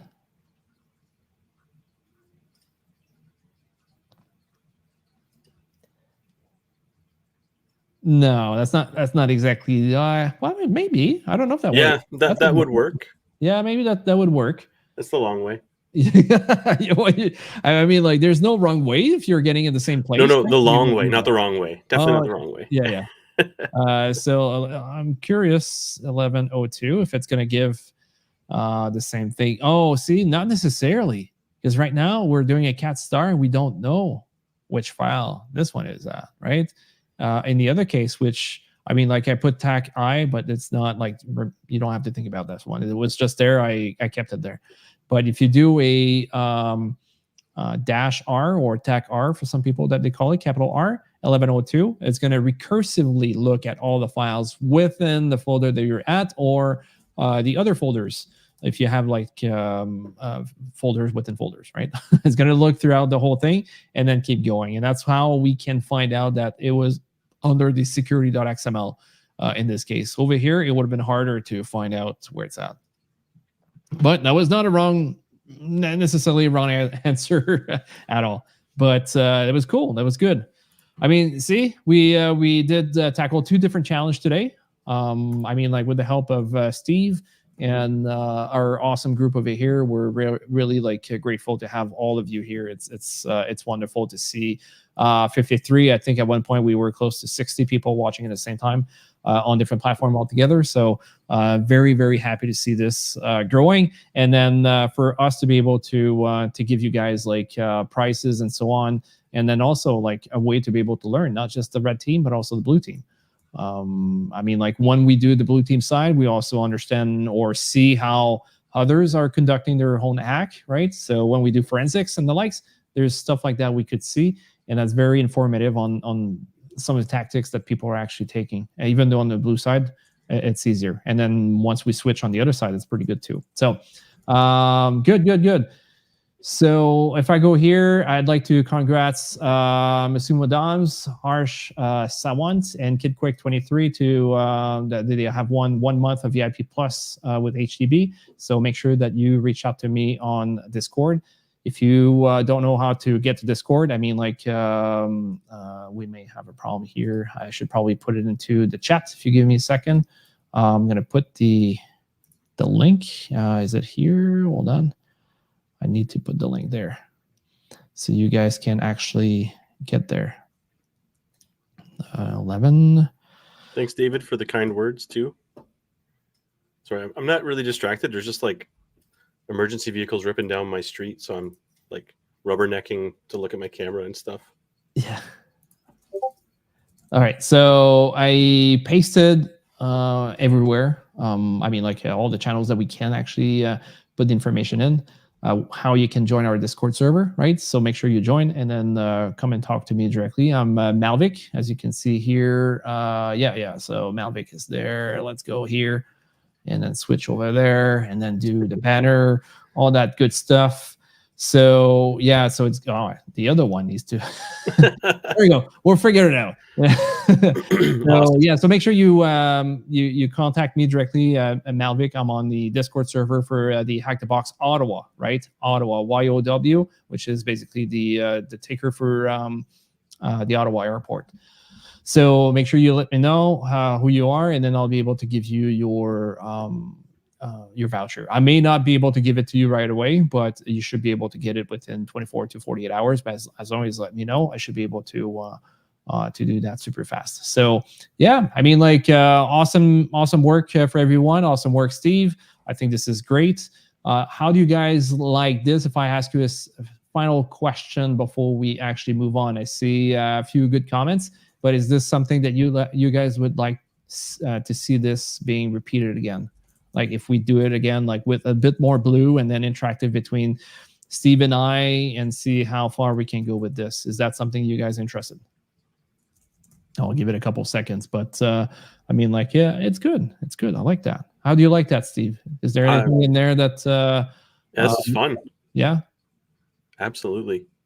Yeah, I mean, like bouncing back and forth and see the. I mean, like the Linux side and then the Windows side. How can you help each other out to get there? I guess it's very helpful. Definitely. So the occasional screen steal. Yeah, accidental, but it was. yeah, and maybe the mute button. So let me try it on screen. There we go. So Steve is muted, so now I can speak, and then you guys don't hear him. There you go. So I can just hijack him.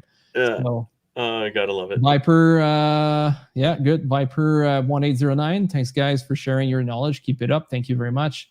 Appreciate it, and we're going to keep it up for sure. I mean, we've done it for almost a year now, and we're going to keep doing that too. Kid Quick, both sides are important. I like the Linux versus Windows. So, I mean, it's kind of like a battle now we're doing at this point, right? That's good. I like that. I like your comments. All sides win. Yeah. Again, probably you guys are going to be tired of hearing me saying this, but any tools you use has its own purpose, and it's not necessarily that you should just keep using it because you believe that this tool is better than all the others. You should take a look at others, and potentially they're better at certain tasks, specific tasks. Same thing I was talking about earlier. You got ArcSight, good at some tasks, maybe bad at others. I would say from experience, it's probably a little bit harder on the learning curve, right? To go there, it might be easier to go with a Splunk or maybe a Sentinel because there's more resources out there, but you have to be open-minded and not just being blocked into this. Maybe blue-red contrast is level up security skill sets. Yeah. So exactly true. So good, Steve. Any departing words before we leave these folks with their family and then be able to go defend the world? I think just keep in mind. I'm probably going to have the same team I had last year for the Huntress CTF, which is called Beer League Hackers. And if anyone wants to, join, drop me a line in Discord or Do you want me to just open a channel maybe? Yeah. In the text channel that says I'm going to use your name. What's the name again? It's Beer League Hackers. Beer League Hackers. Okay, so I'll put it in the well, you know what, under the Meetup. So it's going to be easier because it's going to be soon. So the Meetup side and Discord, I'm going to put the Beer League channel, and then if you guys want to join, I mean, like, just put your name in there, and then we are going to, well, Steve is going to decipher the whole thing and then make it a little bit easier. How do you want to do it? Are you going to do it on Discord or that? Yeah, Discord afterwards? works. Yeah. Okay, so you already have something planned? Well, there's a Huntress Discord where we could just create a little channel there, or have a group chat or whatever, and I can share that as well. Okay. Yeah, but yeah, I'm just I have to reset my password. Yeah. So what's your password? Anderson 962 ! You got to figure out where the capitals are. Yeah. So Beer League Hacker. There we go. So the channel is actually live right now. So if you guys want to chat in there, you can. But thank you very much, Steve, for everything. I think it's a great learning experience for all of us. And even for me, sometimes I'm learning stuff from you. So I really, really appreciate it. All your time and efforts you're putting. So awesome. Oh, my pleasure. Yeah. Thank you, guys. Every month. Yes. Thank you, guys. And I wish you a good night. Happy hacking, happy investigation. And then we'll see you next month on the last Thursday of the month, which is well, in the 20s, I guess. Oh no, I think it's the 31st. Oh, well, I won't be. We'll have to pick a different day. I got to take my kid out. Okay, so next month we're going to change it a little bit, but stay tuned. Sign up directly on the Meetup page. It is Halloween, yeah. Yeah, exactly. So all right, it was fun, guys. Cheers. Awesome. Thanks, everybody.